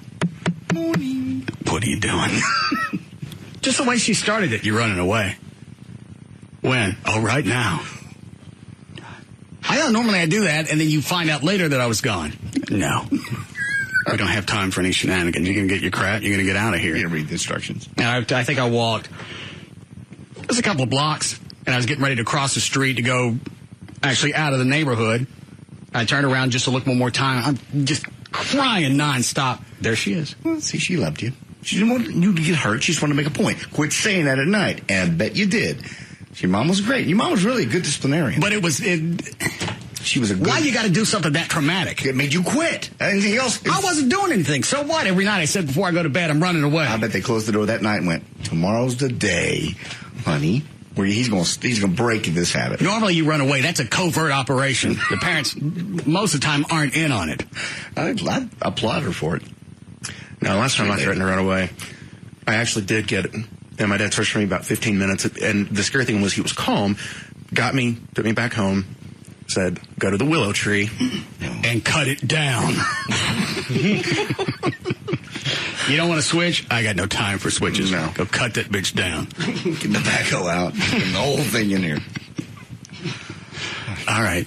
Ready, Dan? Yeah. Okay. All right. 5. Did you do illegal? 5:07, Dan's here with more news. Thank you, Russ. Tropical storm Gustav surged toward hurricane force on Thursday as it drove towards Jamaica and aimed for the Cayman Islands, prompting evacuations of tourists and offshore oil workers. I had heard interviews today on the news of people in New Orleans. We'll wait and see. Yeah, because it could hit anywhere. That's what I wanted them to say. You know what? They even said it could have a 300-mile radius. It could hit any place. Good idea. Sit there. Just sit there. And Mayor Ray Nagin said, we've got evacuation plans. We've gone through them since Katrina. We've gone through those. We've tested them. And now we have a governor, this was the jab, who has a better relationship with the president. Meaning, obviously, we'll get some help this time. You would have had help last time. I don't think he's right. Blanca was an idiot because she's crying for federal troops, not realizing you have to ask for them. We don't send federal troops into space. I'm on the CNN, I'm asking. You have to actually call the White House. Yeah. And why wouldn't you, even if it wouldn't work or nobody really wanted to go, why wouldn't you set up evacuation points just so later you could point at it? We tried. We got a few of the buses before they were submerged, and we set them out, and there was transportation to get out of New Orleans. Places. It doesn't sound like they did any of that. It was just, it hit, and then all of a sudden, it's the Fed's fault. Again. Local, state government didn't do anything until afterwards, and it's, well, where's the freaking federal government? Where's the local and state government? The day of, I remember Nagin saying that. Where's the federal government? Well, dude, where's your plan that was in place? What have you done? It's soggy. Put it in a glad bag next time. The thing they did, Nagin 3 days before said, everybody leave. That was it? Yeah, he said everyone should leave New Orleans. All right, well, at least he did something. But he knew there was people he had to help get out. Nobody called me. No, hey, shh. Figure the phone didn't ring, so everybody had their own transportation. When are they saying this is going to hit? Sunday, Monday? Yeah. Okay. They're still... It'll be fun to watch. Well, it's just like, why is it going to be fun to watch? Just to see who doesn't get out of the way again. That's funny to you? Watch people lose their homes? Certainly not funny to watch people lose their homes. Natural disaster is something you sit at home and you watch. You're stupid enough to stay there after you got... You notice Dan just stepped 2 or 3 feet away from you? I noticed that. A Category 3 hurricane, you got days knowing it's coming. You got whatever happens. You got it coming. If you know it's coming and you stand there... They knew it was coming They knew it was coming last time. Every time this happens, they get the CNN out there in the middle of it, which I think's funny. And then they always interview some old man going, I ain't leaving. Hell, I've been through 10 of these, no problem at all. Really? Well, tell me about that when your, Airstream trailer runs through your chest. Tomorrow. All of a sudden, I feel like the compassionate one. Really? It's just, they're so stupid. And they always find somebody that'll sit there right and literally in the breaking waves and going, I ain't leaving. Well, CNN turned that guy that was flying with a kite strapped to his back, turned him into a story of survival. The dildo strapped a kite to his back and got flung into a wall. We don't normally get good winds this time of year, so I figured, what the hell? It's a hurricane. Actually, JD, I listened to some of the other clips that you pulled of him during the CNN interview. Let's see if I can find one. What's his name? Kevin Kern? Kevin Kern, yeah. This clip says, how to avoid a crash. Well, a couple of things I could have done would have been take my kite down perpendicular to the wind to another kiteboarder to grab my kite from me. Another thing you can do is don't. I know sometimes the obvious is just all over you, but don't. You got no control over the winds. You got no control over which way you're going. No, you got a hurricane coming. You're going to have winds going in different directions, and so are you. Gusts. That's why they call them gusts. There's a button right on your waist where you can release from your kite. Then you're only attached by one safety line.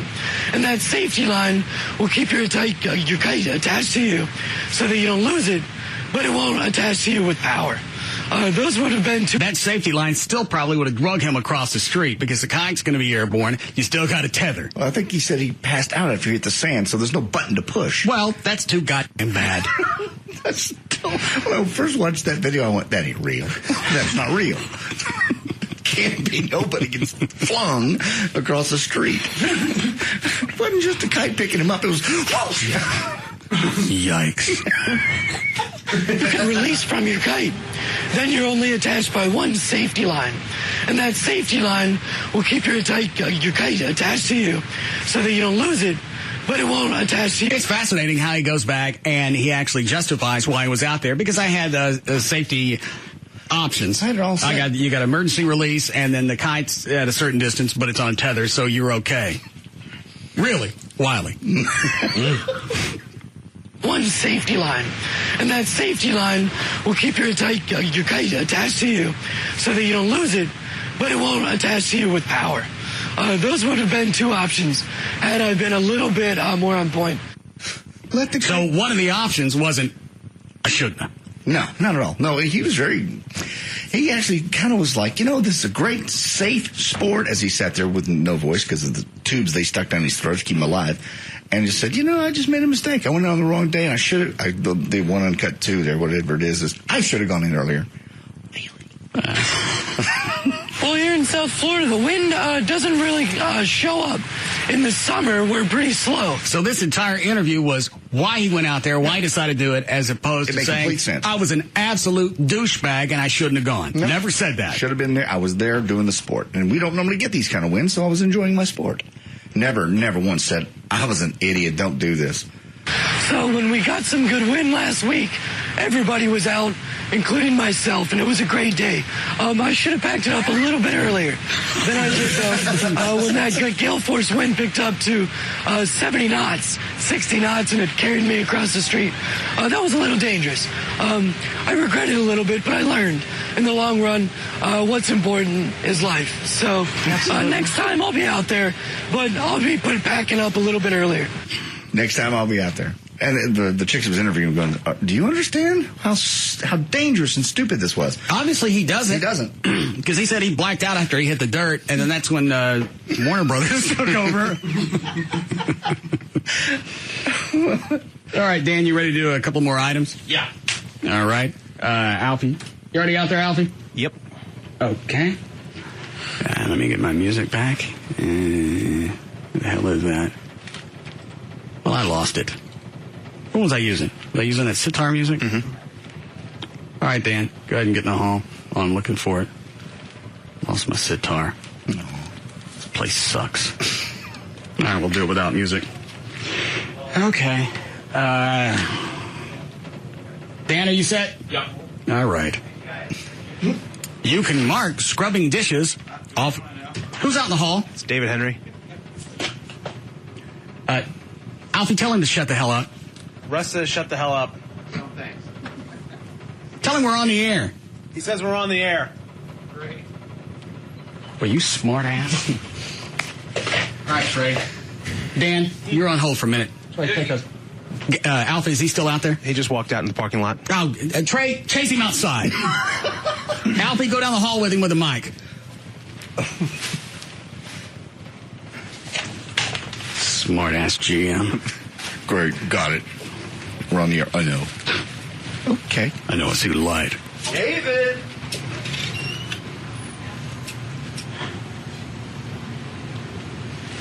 Yeah, run after it. You better run. Just takes the general manager out of our building. All right, we'll be back. We'll be back to the Russ Martin Show.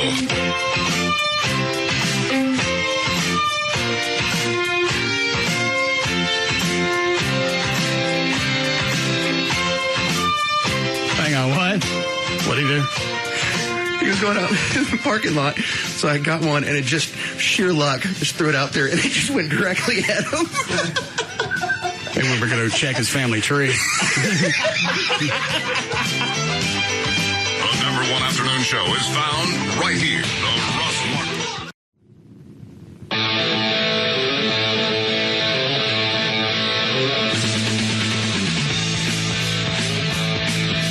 We're back to the Russ Martin Show.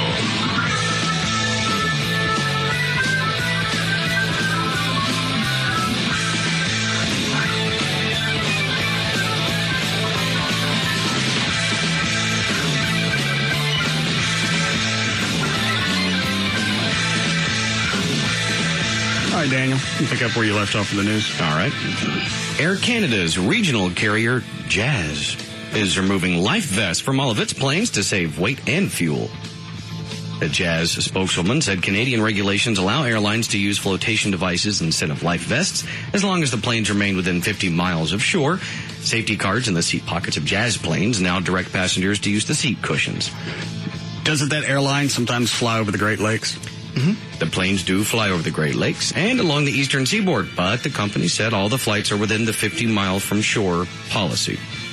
What if some type of emergency happens and you're taking off course? Then you got your seat cushion. I don't care. You got a seat cushion. 50 miles is a long way to float on a seat cushion. What the hell? 5 miles is forever.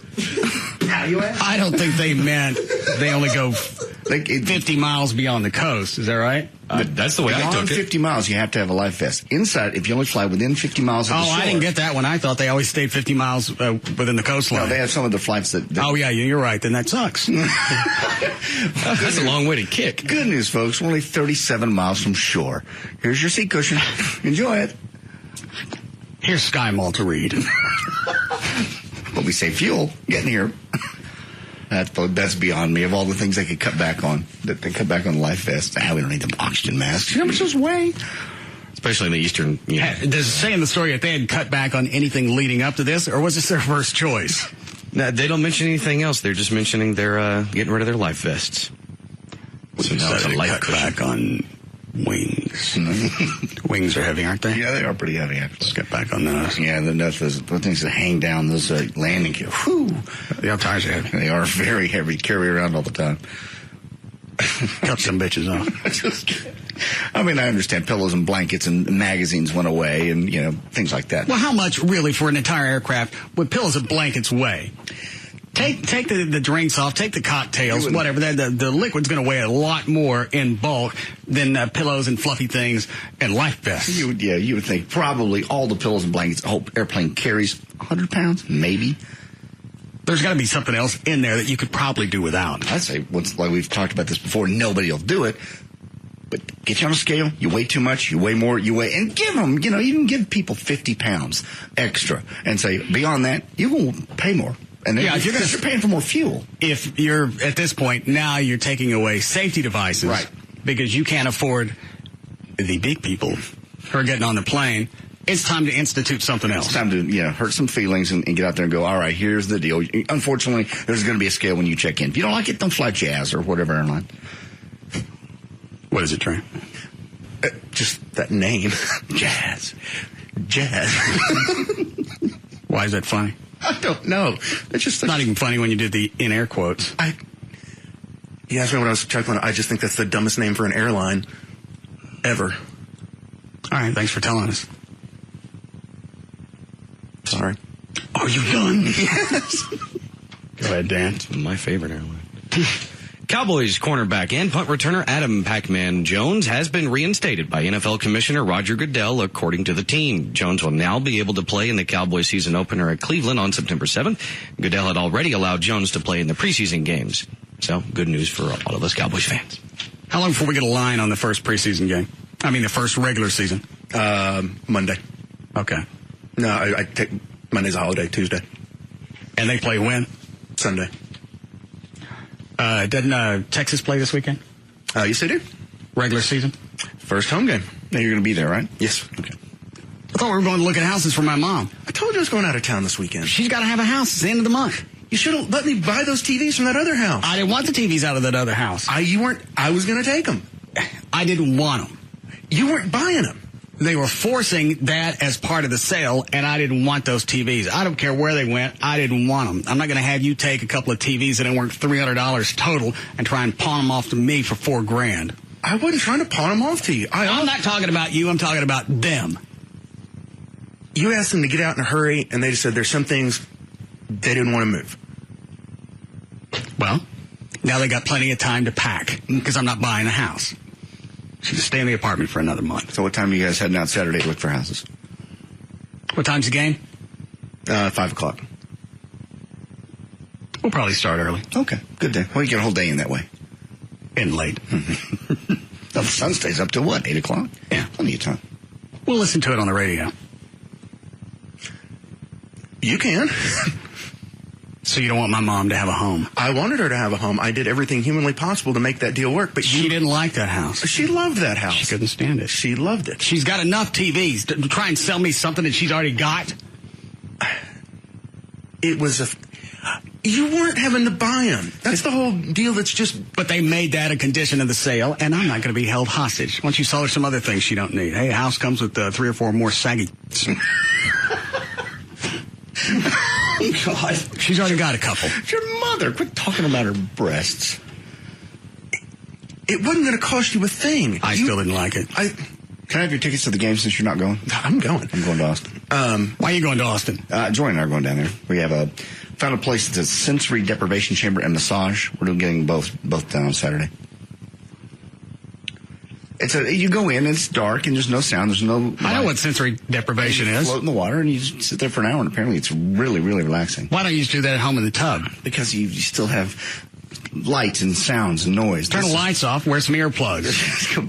This is very cool. I've heard of people who've gone down there and done this. Why can't you just float in the pool?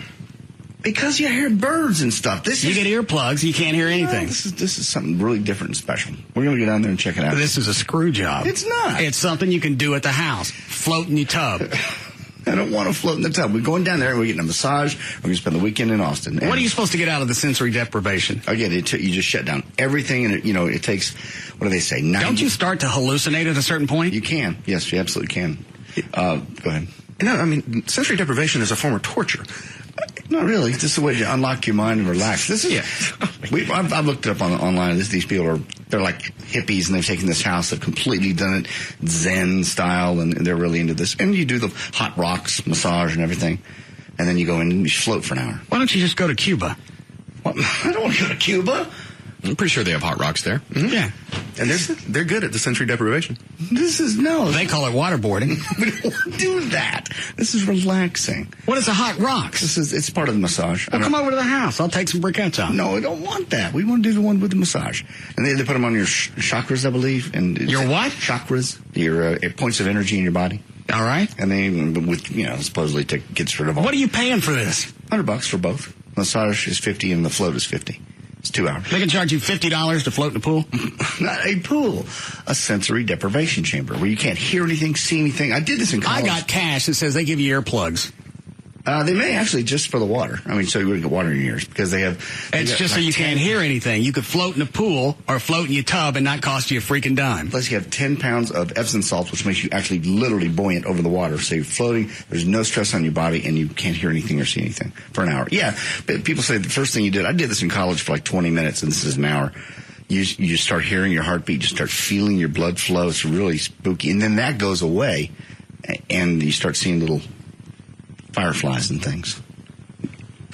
Why don't you just do some crack? I don't want to do crack. This is healthy. You could do it at home. You can't do this at home. You could dump Epsom salts in the tub. You could float, get you some earplugs and some goggles. It's not the same thing. Come over to the house. I'll do it for $25. I'll throw in the hot rocks. I'm sure you will. In the tub with you. Yeah, no doubt. And some carrots. These are attached to electrical wires. Now, is Terry, your therapist, going with you? No, this is... So you're not going to have sex this weekend? Having sex with joy. Thank you very much. Does Terry know? He does know. Yeah, he does know, actually. I told him I was going. That you're going to have sex without him. I'm not having sex with Terry or without Terry. Having sex with Joy. And it's a female... You'll be very happy. It's a female massage therapist down there. I didn't think you'd get anything out of that. Shut up. Yeah. I get plenty out of being massaged by Joy. How are you going to get your heart on? We have... On. We have a massage table at home. Joy massages me all the time. I'm talking about in Austin. Go with the story. I am. We're going down there to be a female massage therapist. It's going to be great. Can't wait. It's going to be super. You going to take a Cialis? No, I guess I shouldn't. Why not? Come to think of it. I don't want to have that happen again. That's all I'll be thinking about the whole time. Well, if this is going to happen again. You lay in the pool and look like a little sailboat. Oh, my God. Why did I tell you anything? So, yes, we're going to Austin. Okay. What time are you going down, Trey? Or are you staying here? No. I'm leaving tomorrow evening. I'm going to Austin. Okay. Well, I'm going to go down there and do, What? What's the opposite of deprivation? Overload. That's what JD's going to get. No. You're not going to be great. You're standing outside my chamber banging on the wall with a trash can lid. How you doing, buddy? How's my buddy doing? What are you doing? Are you relaxed? Are you in the sand? I'm floating. You hallucinating yet? No. How you weaning? Is it hard? Terry in there? Man, I want to see. You're not coming to Austin. Yes, I am. No, you're not. Do not do that. You got room for two? You want to go? Yeah, let's all go. No! I'm getting away from you people. That sounds like fun. I'm getting away from you're the one that always brings up in show meetings, hey, we all need to take a show trip sometime. This is not a show trip. This is quiet relaxation. We're going to come hang out in the pool with you. I don't want to hang out in the pool. No. God, I feel relaxed just thinking about it. Oh, my Lord. You ruined my weekend. I ain't even gone. That's all I'll be able to think about now. Thank you. Thank you for ruining it. That's a good idea, JD. Thank you. What? You told me about it. I know. I screwed up. I trusted you. How long before we need a break? 9. All right, go ahead, Dan. Then we'll finish up with Alfie. Okay. A construction crane toppled at the old Hampton pump station in West Dallas Friday morning, injuring 2 city workers. Workers were installing a 16,000-pound pump assembly shortly before 10 a.m. when the crane tipped over. The boom fell on top of the one-story brick building, trapping a 56-year-old worker on the roof and crushing his legs. The pump assembly that was being lifted by the crane landed on 2 trucks parked at the side of the building, crushing them. Then a worker who was inside one of the vehicles suffered a head injury. You would think, with everything we've heard about the news over the past 3 or 4 months, there'd be a little emphasis on inspections. I just can't believe how many cranes. Never mind. Can I even remember how many crane accidents we've had? Well, it's not isolated just to the South. They had them up north. It's been spread out all over the country. So obviously this is an inspection issue. That's just, you never heard of it. Now it's like every other week a crane falls down and somebody gets killed. What time are you going to Austin? We're leaving Saturday morning. Okay. Why? You want a carpool? You're not going. I can't go look at houses? You can't. What? Make Trey stay here and go look at houses. Trey's already bought tickets. The man's had enough this week. He woke up in the middle of the night, jumped up and knocked himself out. Got him some slack. Just the way you say it sounds funny. Yeah. It's not funny. I don't think it's funny. I can get you a really good deal on a room if you want to stay at the same hotel I'm at. All right. You're not coming down there. No. Don't. I'll kill you. I will absolutely. Don't ruin my weekend. I have to. We planned this for a month, please. You take the cannon, too. No! Stop torturing me. I'm getting away to relax. Can I wrap my guitar amp in a plastic bag? Yeah, I think so. Thanks, Chloe. Stop it. That's just calming. Listen to that. Mm-hmm. I can't wait to get down there. Coming down there. Just leave me They clean the pool out later with a net. Let me. They flush it between each person, yes. Not a pool, the tank. I can't believe, you bought into this and you're going to drive to Austin and pay somebody $50 to let you float in a tub. I've known somebody that's done it, and they said it's amazing. And why is it you think you can't do the same thing at home? That's what I'm missing. Maybe, you know what, after I'm done, I'll say I could do this at home, but as it stands, we're going down there to try this. Hold on a second. Yes, Chris. I think JD's telling a lie. This weekend in Austin is Last Splash. What is that?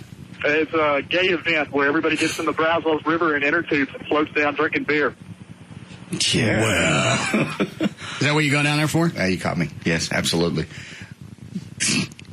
Trey's coming with me. I'm not you want to share? You want to share too?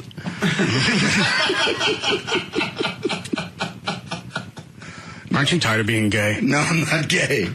Certainly not tired of it. It just happened this week. You may enough time to get tired. It's all still new. Yes. Making out with Gavin and getting the massage by the guy and getting a hard on. It's all happened. We're so soon. No time for me to get. Hang on a second. I forgot about Gavin. Take a second. Gavin. Hey. How's the front of your pants? Wet. What happened now? Let's not bring it up. All right. Who wants to guess? Was he in the bathroom? Yes. Was he peeing? Absolutely. You pushed him. A few times.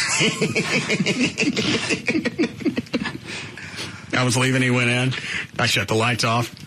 So now he doesn't know. If sensory deprivation. Yes, there you are, see? He knows something's about to happen, but he don't know where I am. You're evil. I don't even go near the bathroom if I know you're out of the studio. You can hear his piss going up and down the urinal.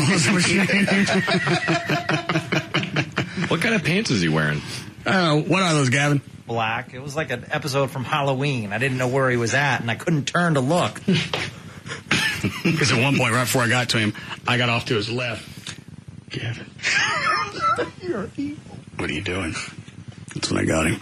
God, it was scary. I was screaming. He was. I came in and asked Dan before the break was over. I went, did anybody hear anything down the hall? Because it sounded like some kind of prison rape going on in the bathroom. And for the record, if I had heard that, I'm not going to go and look. Sounds like somebody getting raped in the bathroom. I believe I'll go outside and smoke. I'm having a nicotine fit. How long before we need a break, Club? 5. All right, Alfie. Get back out in the hall. Dan, if you would.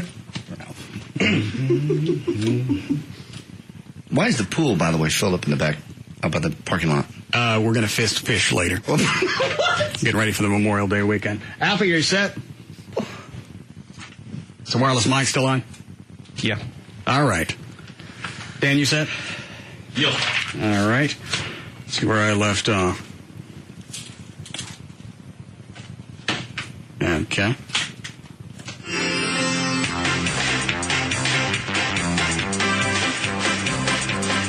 Get your music back. You can mark scrubbing dishes off your list with Electrosol 2-in-1 dishwashing detergent tablets. Electrosol 3-in-1 tabs with Jet Dry Powerball contains convenient pre-measured detergent without the mess of a liquid. Gently scrubs dishes while providing encapsulated Jet Dry water-soluble rinse agents that eliminate water spots. 2 pounds, Alfie. I'll give you. Yeah, it's 2 pounds. I'll go 30 cents without going over. $4.75. Actual retail price is $6.49. Dan, doing 1 pack at a time. That's only fair. All right, How is it fair? Oh! A little high, my bad. Here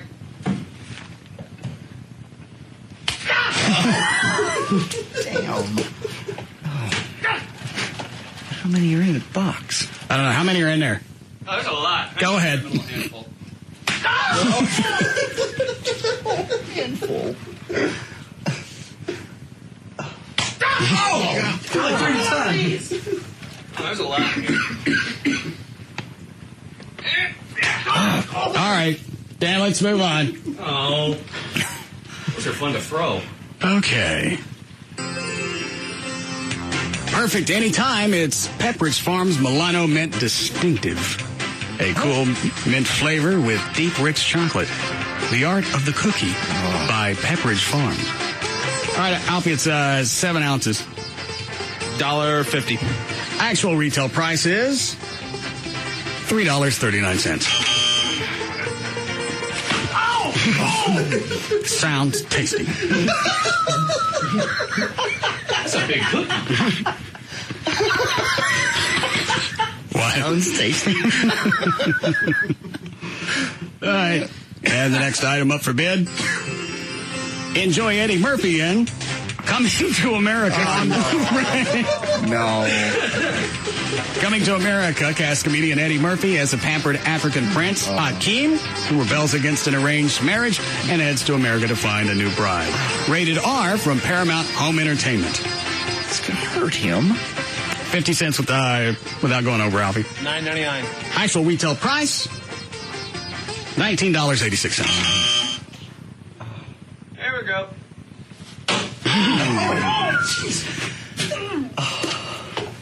Sounds entertaining. This is the last one, but this is one of my favorites. Okay. Dan, this one's hanging on the door outside in the hall. You see it? I'll wait until you're done. Got it. The next item up for bid, you can add subtle Spanish flair to your surroundings with the Castilla wind chimes. Hand-painted with patina finish, bronze aluminum tubes with embossed floral wind catcher. 1.45 pounds. All right, Alfie, 50 cents without going over. Oh, $14.99. Actual retail price, $19.88. Anytime, Dan. Ready? Yeah.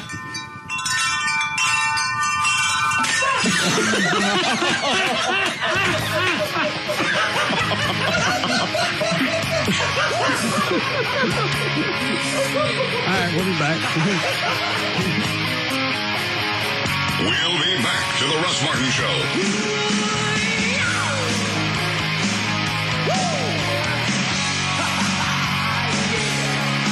You're in the middle of another 30 minutes music-free commercial suite. The Russ Martin Show will return shortly.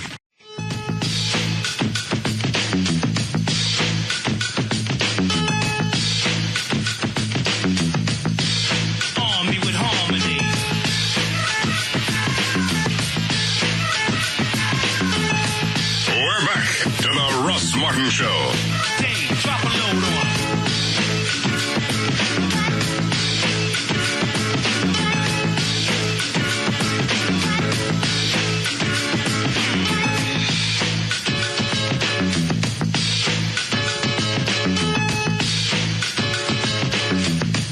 All right, Dan. A few more news stories, and then we can After you go back to the pricing. After you threw the last DVD at him, somebody sent us an email. Hey, speaking of Coming to America, I've never seen it before, but just listening to you guys drop the lines from it, still funny as hell.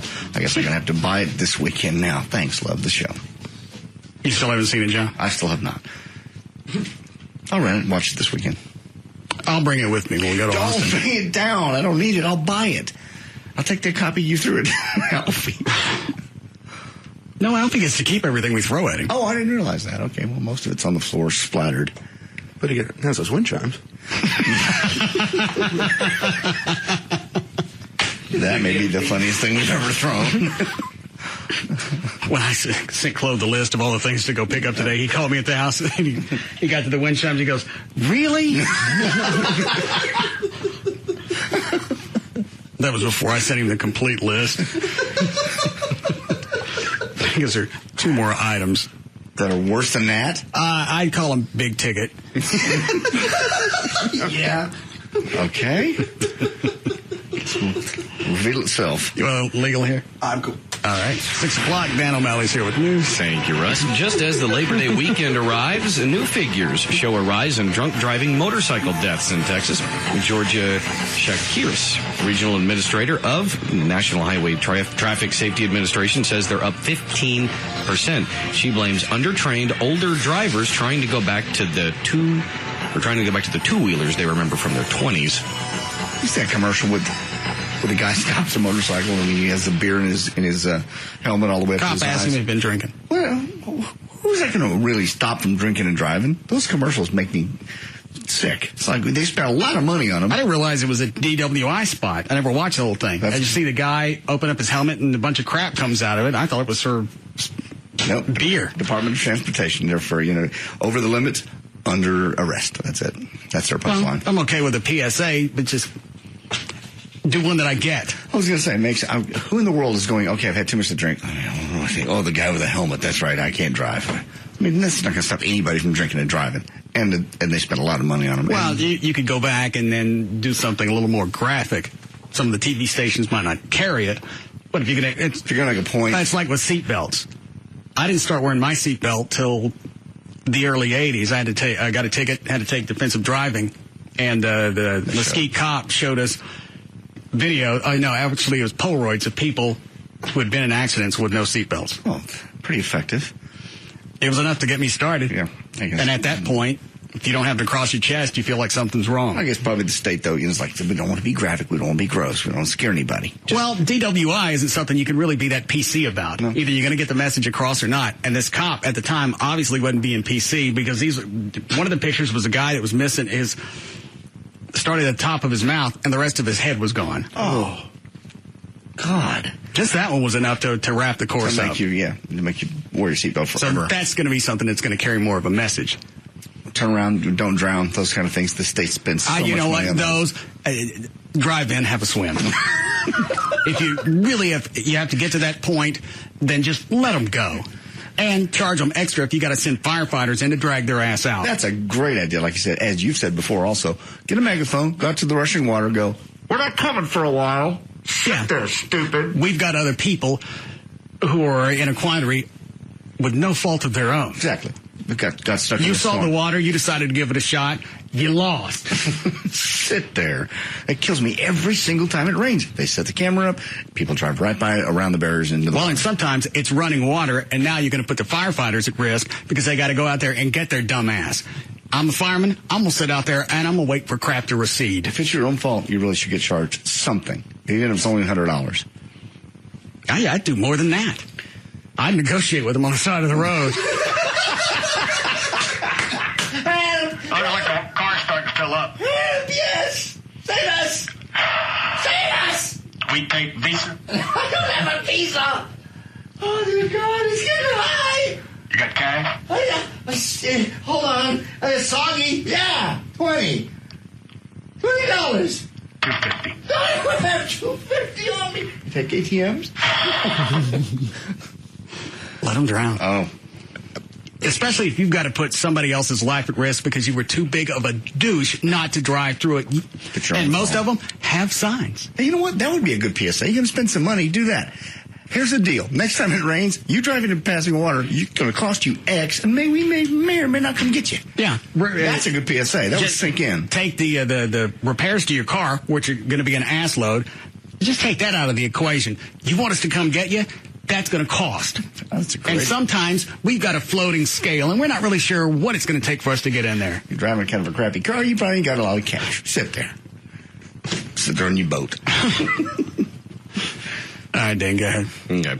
According to a recent survey, 30% of men think sex is better after their favorite football team wins, and 1 in 10 think sex is bad after their team loses. But overall, 1 in 4 men say they'd actually give up sex for at least a month if it meant their team was guaranteed to win the Super Bowl, or championship, if you will. Does that mean no beating it? Probably giving up sex means no beating it either. Yeah. For a month. No. For your team to win, whatever. No. Well, you wouldn't because you don't have a team. But people, let me ask Trey, because you're winning. I watched the Cowboys. Okay. I was born in Dallas. Anybody was going to be a fan, it would be me. I played for the team. Yeah. I sucked off Raphael Septien. Why wouldn't I be a supporter? None of those things happen, first of all. But secondly, why would you? Well, I can see you not doing it because you're just not a huge sports fan. There are people in the room that are, like Trey. Trey, would you give up all sex, for a month? For a month, see the Horns win another national championship? Yes. Really? I can't imagine. There's nothing I would give. That means no playing with it, no looking at anything, no dribbling. You're out for a month. Yes, I would do it. Why would it be that big of a deal for them to win? A national championship? Haven't they won something before and you still ejaculated? All right, why give it up? I can just see the clock ticking down at the end of the game, man. I'm touching it. Here it goes. Game's over. Welcome. Oh, you know what? I don't even have to ask Gavin because I know if it was the Stars. Oh, yeah. Gavin, how long would you go without sex for the Stars? I wouldn't. You wouldn't? Nope. Why? It's too important to me. I didn't see how. I didn't either.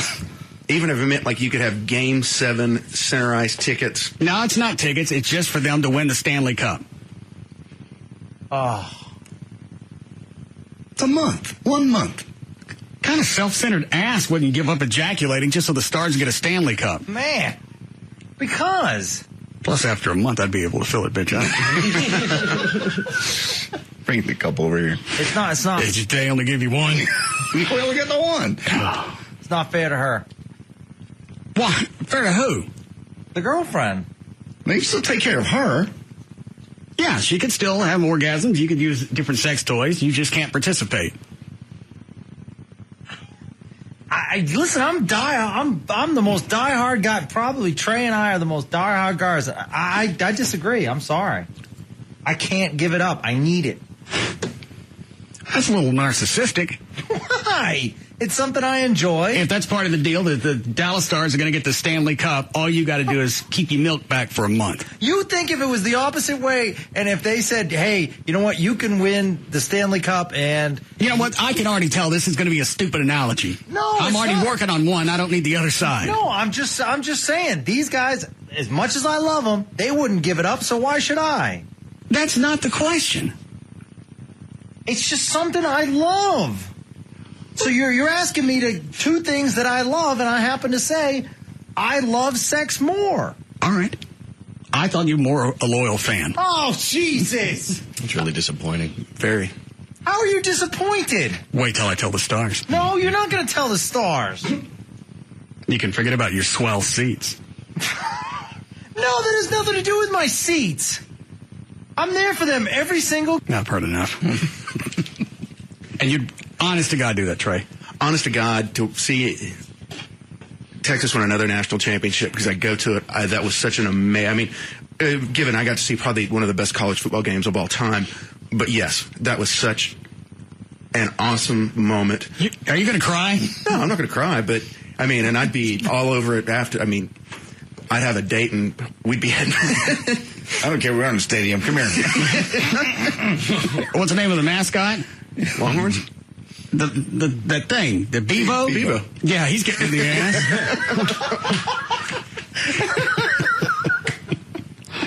All right. Obviously, you're more of a giving person than Gavin. A little self-centered dick. I can see screaming in his office. What is it? Whatever. Okay, thanks.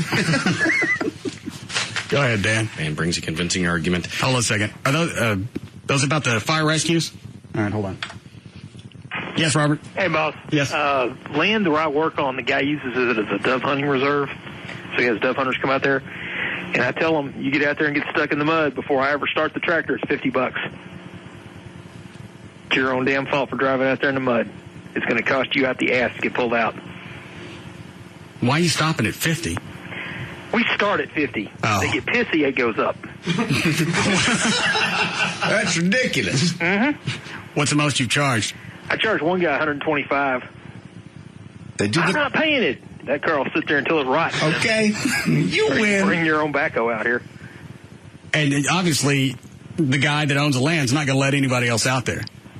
Oh, he charges them, I think he charges them $300 a Well, what I'm saying is, whoever got stuck, they can't call somebody else because obviously No. you got the franchise. I got the franchise. It's exclusive. The land that we use. And you warn them ahead of time. You get to a certain point, there's a chance you're going to get stuck. Yep. Particularly if it's rained, it's just a vacant, empty field. What? And they get pissy. Yeah. Watch the guy make all kinds of money in Daytona Beach doing the same thing, too. Oh, yeah. I told my boss, when I split it with my boss, I walk in with $75. What's this for? Pulled a bunch of jackasses out of the mud. All right, thanks. Hold on. Yes, Anthony. Yeah, I was going to tell you, a lot of the fire departments around here, they do have a program where they charge people for stuff like that. They charge their insurance companies. For like the idiotic rescues? Yeah, well, they pretty much charge for anything. I mean, anywhere from a house fire to a car wreck or just stupidity stuff. You got to pay extra for a house fire? Like I said, it just depends on the nature of everything. Okay. Well, I would hope that there would be normal services that would just be covered by your taxes. But if you know there's an area and there's a chance you're not going to make it across, you get stuck, you're going to eat that one. You're going to say if you've done anything to contribute to the situation, you're out. Then you've got to pay for those services somehow. You should have to anyway. Well, it's the same thing with rock climbers and people mountain climbers. You go out there and you eat up all those freaking services. You're going to pay for every ounce of that. What was that last one? Was like $200,000 they spent looking for these people up in the mountains. And you knew that was going to be a possibility. Oh, sure. Because well, it's the adrenaline rush. All right. What kind of rush you got now? Looking at $200K, you got to pay back. I don't think they ever make them pay it back, though, do they? No, they normally don't. Those services are already there. Why should I have to pay for them? Like that Steve Fawcett guy, the millionaire, that his plane's never been found. Nevada tried to go back because his family said, "Hey, you know what? Y'all got plenty. Can you reimburse us like half the cost?" Which was like $800,000, and that family was like, "Screw you." Well, you got it. You didn't find him. Why are we going to pay? You didn't find him. We don't even know if you looked for him. Why don't you bring us a body, and then maybe we'll give you some cash. What kind of screw job you running? All right, go ahead, Dan. Okay.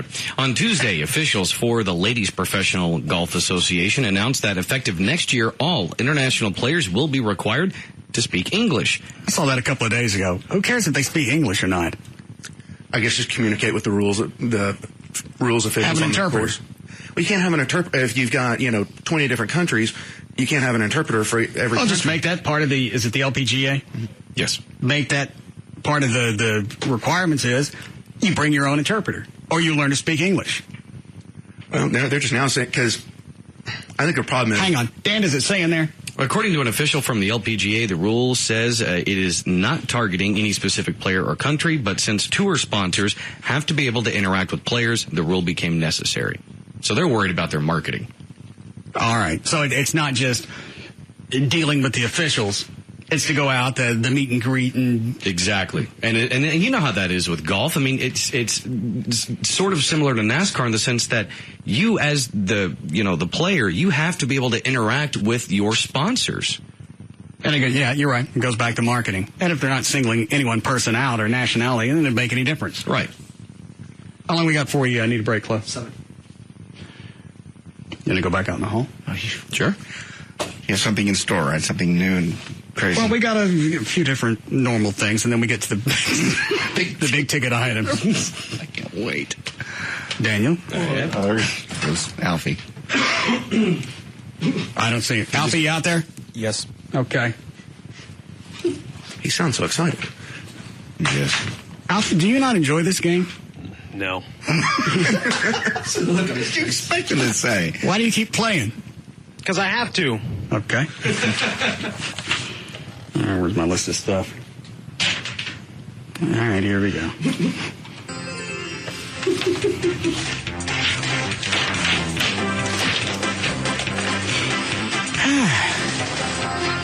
Enjoy a lactose and dairy-free lifestyle with Rice Dream Rice Milk. Now organic and gluten-free.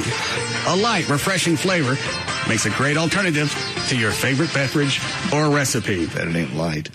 32 ounces, Alfie. $2.49. Actual retail price is $1.96. Go ahead, Dan. All right. This is. Never mind. I was gonna ask, was it powder or was it milk? Get milk. It's all over the wall. And the next item up for bid, it's Pioneer Enriched Yellow Cornmeal. What is it? I missed it. Enriched Yellow Cornmeal. Cornmeal. Oh, jeez. You're breading them. Yeah. They soaked in milk. Oh, these are in order for a reason. Enjoy cornbread sticks, corn muffins, or other exciting recipes. It's Pioneer Enriched Yellow Cornmeal for Pioneer Flour Mills, San Antonio, Texas. All right, Alfie, it's 2 pounds. How much? $2.49. Actual retail price is 96 cents. Oh. There we go. That didn't really fly. Hang on, that wasn't good enough. Hang on, Dan. We got 2 packets. Tell him that. Dan, Hang on. Here, Trey, open that one up.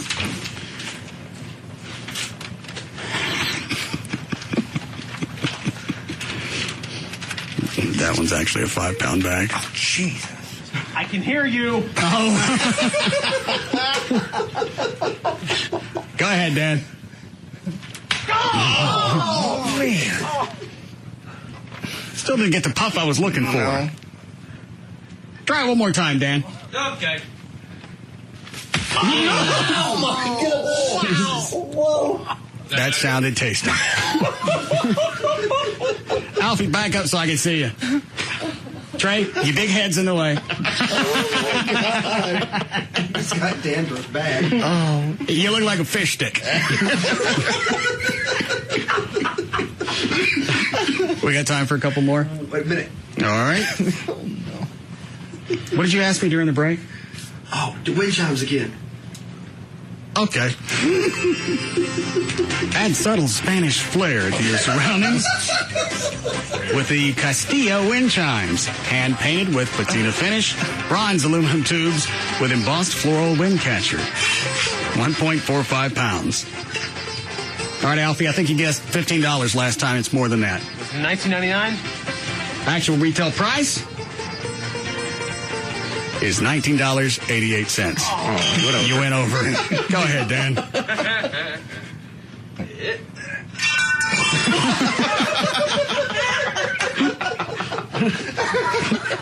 That's the best, watching those live in the air. Little musical nunchucks. And the next item up for bid. Okay. Must be good. You're laughing. The next item, your little girl will be the envy of the neighborhood with her radio flyer, Little Miss Flyer, my first scooter. Russ. Pretty in pink for your little girl, the scooter comes fully assembled for instant riding, yet folds up easily for easy portability and storage. 8.81 pounds.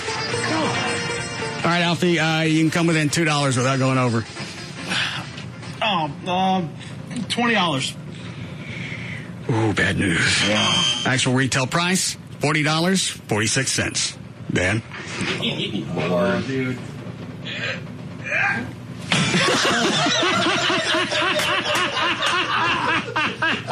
Oh, my God. A flying scooter, right by the window. Nice throw, Dan. Looks like it'd be fun to ride. All right. Can I do one more? Yeah. Okay. Sit, Dan? Yeah. It's that one there in the corner. Oh, my. Don't. Just let me know when you're ready. All right. Do you need help with that one? Nah, I can get it. Okay. I just don't want to hold it. Oh, you're not going to. HDTV viewing is now affordable. No! With Sanyo's 19-inch widescreen LCD. Hell no! Digital tuner. Did he leave? Where'd he go? Alfie, No. where are you going? I'm leaving. I can carry this. You better run. I'm gonna get you. Alfie. Wow.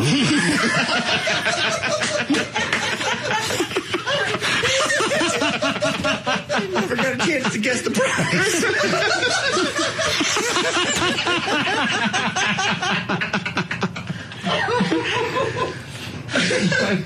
Alfie, come back and guess the prize. No. Alfie, please.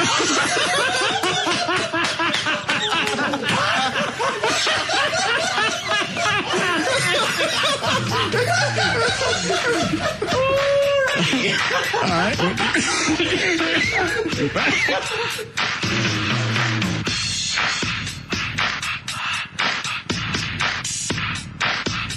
We'll be back to the Russ Martin Show.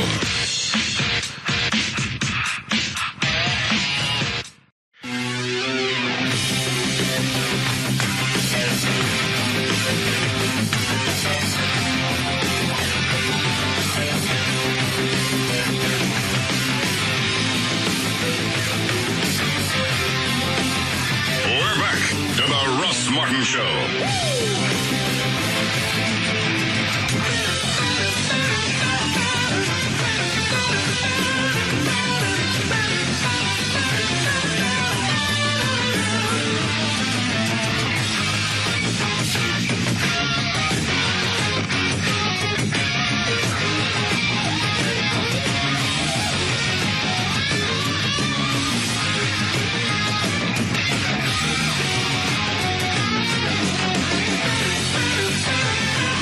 All right, I went back and bleeped out Alfie's last comment when I had to hit the delay. Would you like a revisit? Please. I forgot where this starts.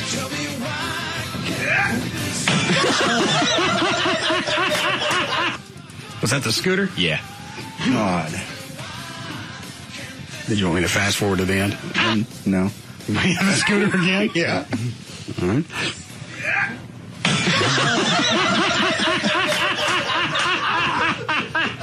Oh, my God. A flying scooter, right by the window. Nice throw, Dan. Looks like it'd be fun to ride. All right. Can I do one more? Yeah. Okay. Sit, Dan? Yeah. It's that one there in the corner. Oh, my. Don't. Just let me know when you're ready. All right. Oh, Do you need help with that one? nah, I can get it. Okay. I just don't want to hold it. You're not going to. HD TV viewing is now affordable. No! With Sanyo's 19-inch widescreen LCD. No! Digital tuner. Did he leave? Where'd he go? Alfie, No. where you going? I'm leaving. You, I can carry this. You better run. I'm gonna get you. Alfie.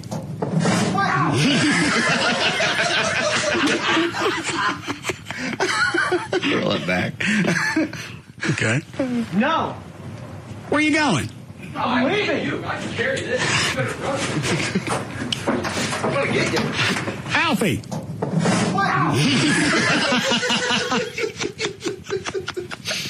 I'm sorry, Alfie. What happened when I called him that last time he stopped? And that's when you caught him? Yeah. This one's Al. What? This one's Alfie. No. Where you going?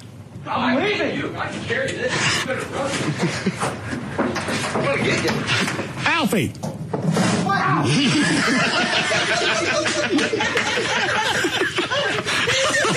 Never got a chance to guess the price.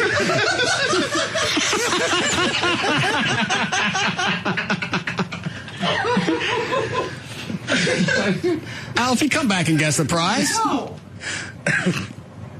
Alfie, please. No. Hey, you know what? F*** you.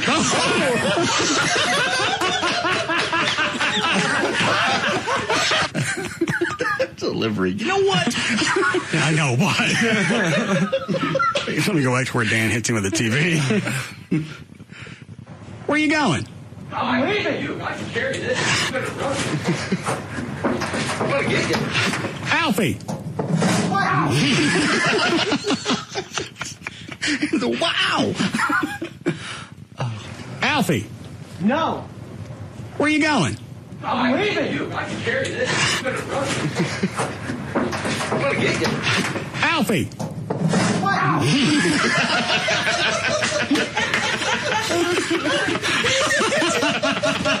Never got a chance to guess the price.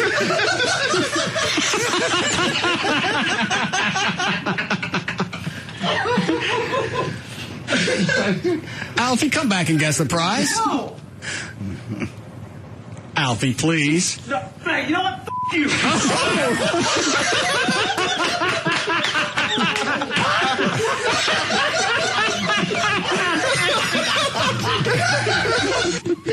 You know what? I just picture Look Alfie in the producer's booth. He's not. Yeah, that's what I said. I'm proud of it. All right. Oh gosh. Well, we have one more big ticket item. Oh, you're kidding. Yeah. I don't believe. Don't even try and guess. I can imagine that's for TV. Dan. Chloe knows what it is. Oh. All right. Will this be soon or toward the end of the show or just at any moment? Whenever I get in the mood. Okay. Would you like to see a picture of what it is? Yeah, I guess, if I could ruin it. Let's see here. What? How's it possible? Trey, would you like to see? Please.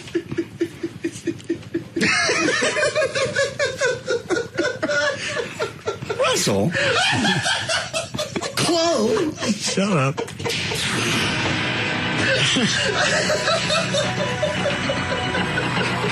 Did you already see it, Dan? No, I have not. I can do that.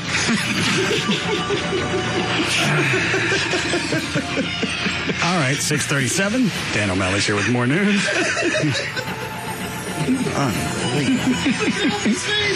It's all in the legs. It will be. Mm-hmm. Neil Diamond has offered the 11,000 fans who attended one of his recent shows a refund because he says he gave them a subpar performance. On Monday night, Neil performed at the Value City Arena in Columbus, Ohio, but he was off from the very beginning. Neil's voice was hoarse the entire night, and as it turns out on Tuesday, doctors actually diagnosed him with acute laryngitis. Many fans who attended were frustrated by the weak performance, and a lot of them ended up leaving early.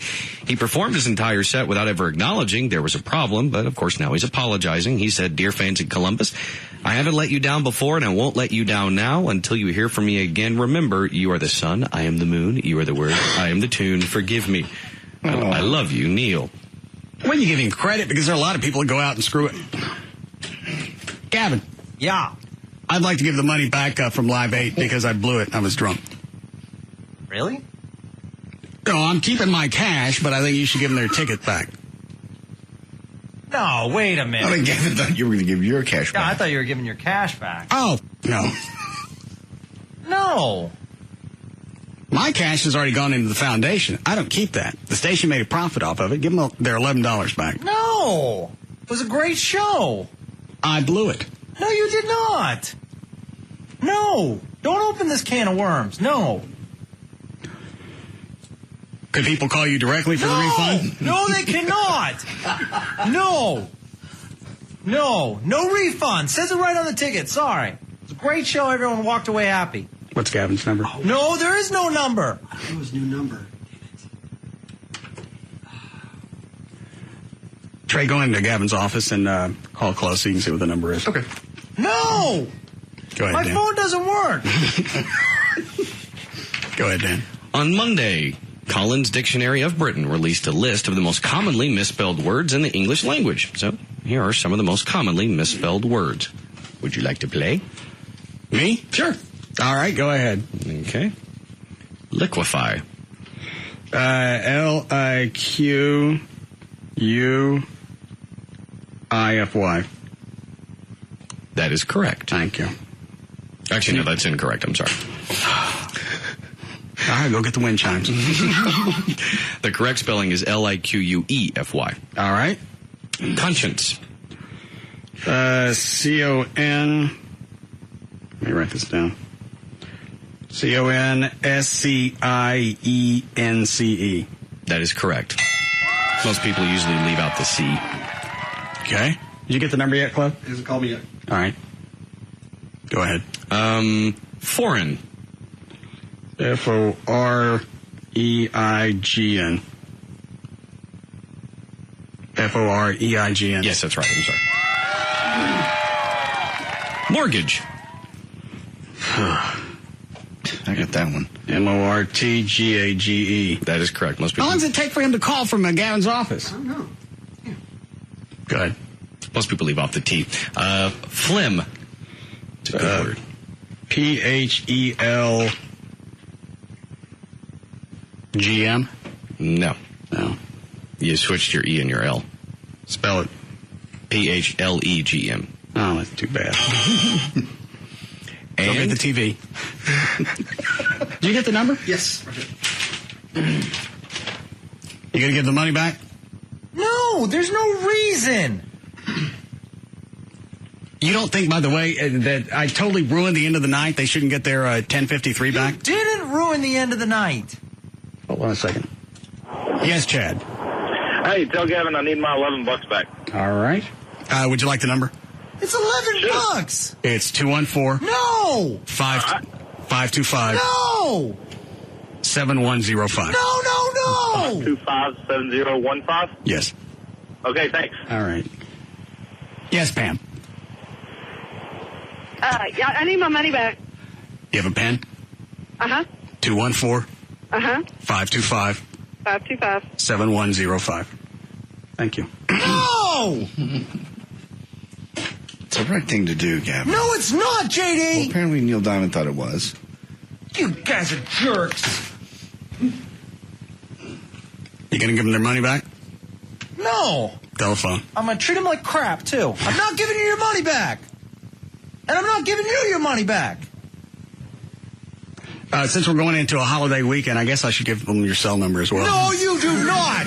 No, you do not. Russell, that's a much. No, you do not. That is a private number. Was. Telephone. Hello, it's Gavin.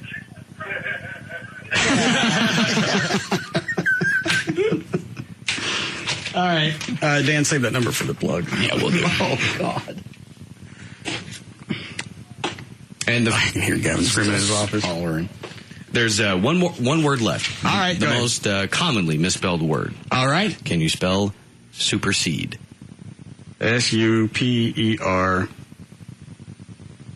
SUPERCEDE. That, according to this, is incorrect. Hang on. Super. That's what I would have guessed, but supersede. I'm out. You replaced the C. No, just spell it. It's SUPERSEDE. Oh. Okay. However, I would like to point out that I usually spell it with a C myself, so I looked it up, and both are actually accepted in dictionaries and everything. Well, obviously I was wrong again, and certainly another reason for people to get their 1053 back. It's, what's the number? That's 214-525-7105. How you doing so far, Gavin? Absolutely ridiculous. Listen to his phone. Only 3,000 people. How long is it going to take? They're not getting their money back. Why? Because that's not your call. I blew the show. No, you did not. Yeah, we did. I got audio, and there was no reason for me to be on stage. These people paid $10.53 and got a heck of a deal. No. Yeah, 4 hours of entertainment. Well, the last 15 blew. Oh, no, it did not, Russ. It was great. We all left exhausted because we put our hearts out there. Telephone.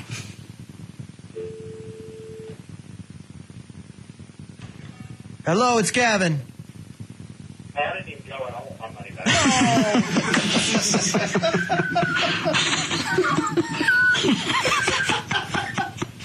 very nice. Sorry, go ahead, Dan.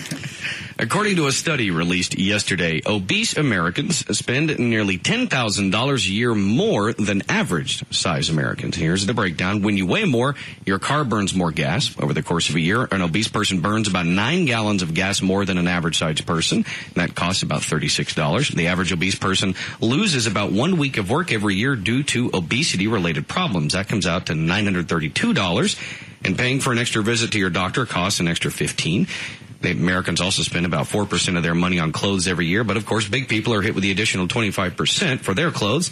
That comes out to about $485 on average. Well, this is another reason why the airline should go ahead and bump up the fee for fat people on planes. Well, and that's the one thing I thought of when you had first brought that up as far as, you know, charging more for big people as far as going on a plane. You already, if you're really, really, really too big, you already have to pay more for your clothing. If it is to the point where they're taking off life vests to save fuel, at this point, it's going to be okay. People are just going to say, you know what, you're right, I am a fat ass.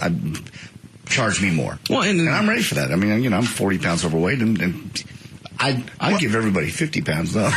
Buffer zone. If you balance it out with the luggage. Okay, you know what, we're going to spot you. Well, they're doing the luggage already, yeah, exactly. Well, just weigh them with the luggage, and we'll give you 300 pounds. Anything over 300, you're going to pay extra for. That would solve any kind of problem, actually. And that would shut these people up about the bags, too. All right, pack less. You're fat, pack less. Yeah, that way they're... Well, I can't. I'm going to have my clothes and my stuff. Okay, then pay more. There's a balance. Well, it's just a matter of time till somebody steps up. Now, that ain't going to be Southwest, but somebody will step up and say, "Hey, you got to pay more. You're fat, and you're costing us more." Where did Gavin go? He left his office. See if his phone's still ringing. It's ringing? Yeah, I hear it. It's actually me calling now. Oh. Where'd he go? I don't know. Gavin, answer your phone. Gavin. Oh, my money back, you pussy. Yeah, this is why I don't answer my phone. And they're all going to do that. I went to voicemail. Hey, I can't get through. Can I get my money back for the midday show?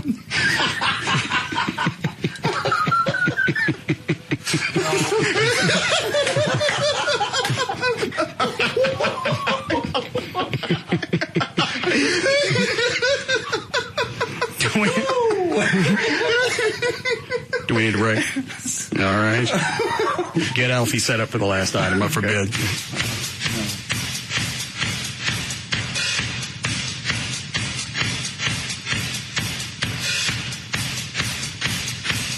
We'll be back to the Russ Martin Show.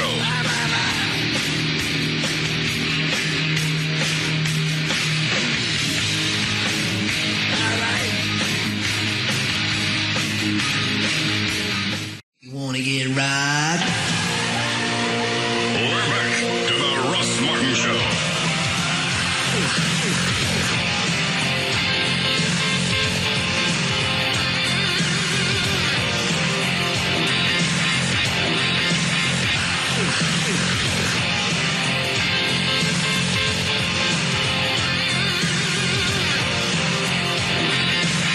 All right, Dan, finish up news here.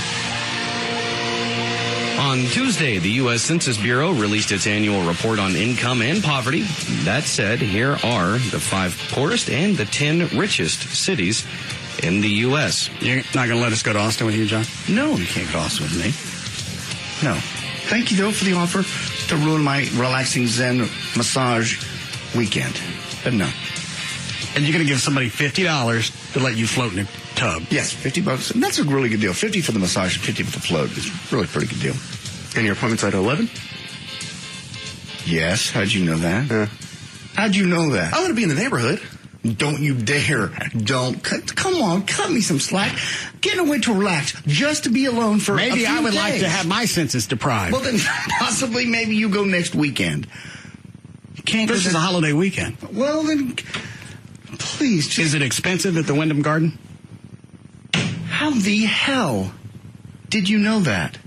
Trey? No, wait a minute, hold on. I didn't do that on the phone. I did that online. How the hell would you know that? 2 miles south of downtown Austin. God bless, leave me alone. With Jacuzzi King. God. No. Please don't do anything at the hotel. How the hell do you find this out? I went to, kayak, I think, .com. How the hell did you find that? That's only a hotel in Austin I knew, I guess. Oh, jeez. Hundreds of hotels in Austin.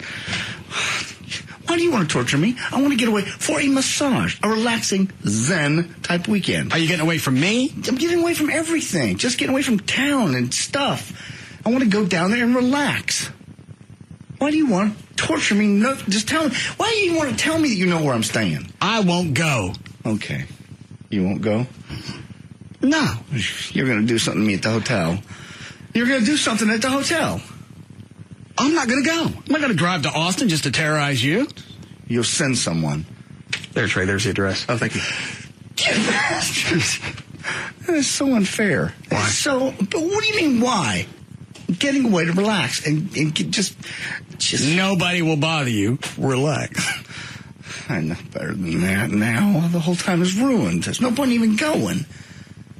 All I can do is I'll lay in that deprivation chamber. All I'm going to do is wait for the ping, ping, ping on the wall. On the tank. Oh, don't do this. Hey, this is fun. Sorry. Russell, get out of here. Stop it. Torturing me. Please leave me alone. Chloe, you got plans this weekend? I can cancel. All right. What? Chloe's going to? Mm-hmm. Road trip. Yep. Well, let's make it a guy's road trip some weekend when I'm not doing a massage thing. This is relaxing. Not relaxing. Sorry. Not anymore. Not anymore.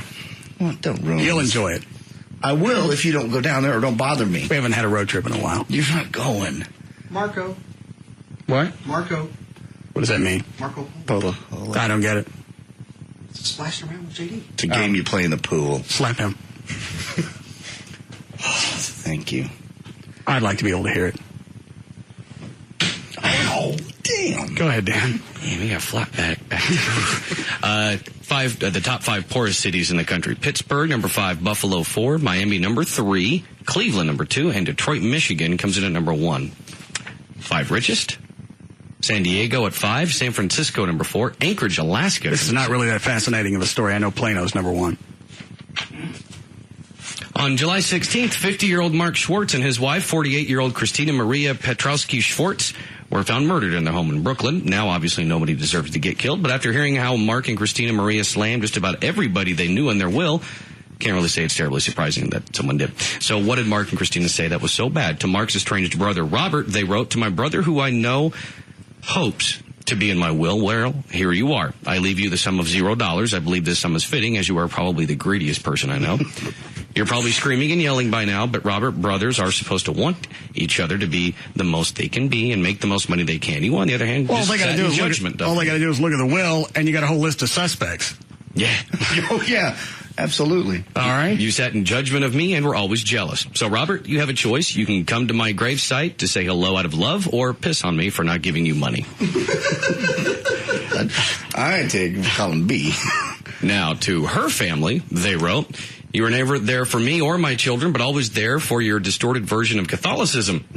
I give and bequeath the sum of $1 each to my family members and request that they donate the same to their precious church to whom they had a greater allegiance than their first child and sister. I got cash. Somebody saw this will before they died.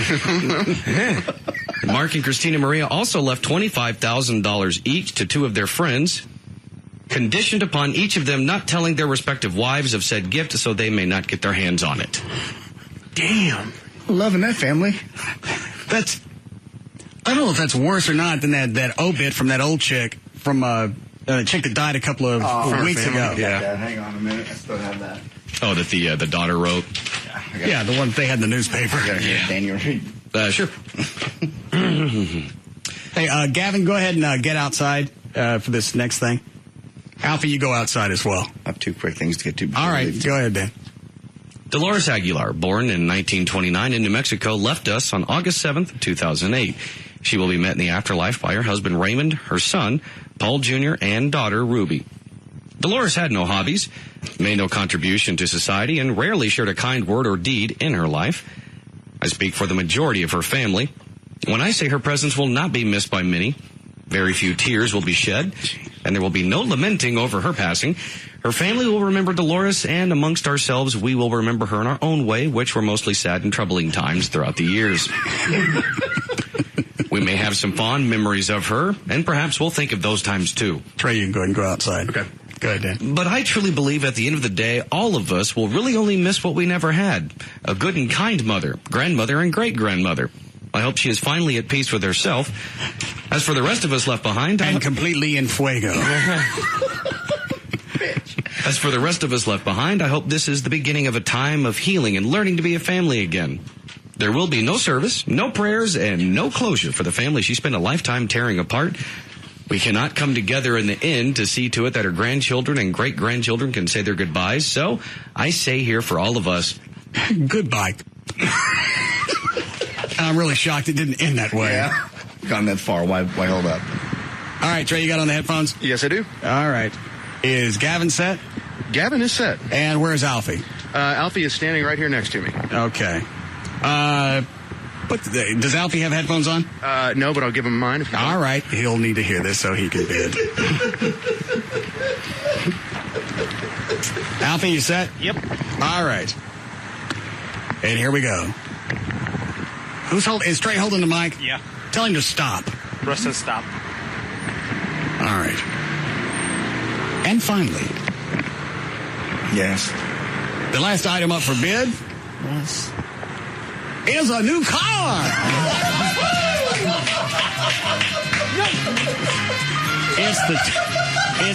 What are you doing? It's the 2008 Toyota Land Cruiser. All new from the design of the body-on-frame chassis to the 5.7 V8 liter engine. New suspension, new brakes, all with California emissions.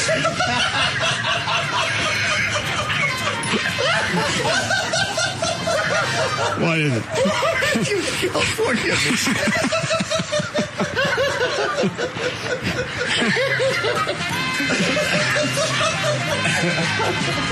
All right, Alfie, I'll let you come within $2,000 without going over. God. 35,000. Actual retail price? $58,820. Start it up, Gavin. No, jeez. Get away from me! Get away from me! Let's go, Dan. Is he chasing him in that car? Yeah. For more information on the Russ Martin Show, including pictures, videos, new cars, and more, go to russmartin.com. To answer any questions you may have about the show, go to russmartin.info. To email the show and during the show only, send that to studio@russmartin.com. Other show websites, johndavidryan.com, danO'Malley.com, djclay.net, treytrenhoven.com. Hurry up, Dan. Oh, Sugar Babies, bbq.com, and live1053.com. All right. See you guys later. You can now listen to the Russ Martin Show anytime you want on the web at russmartin.info.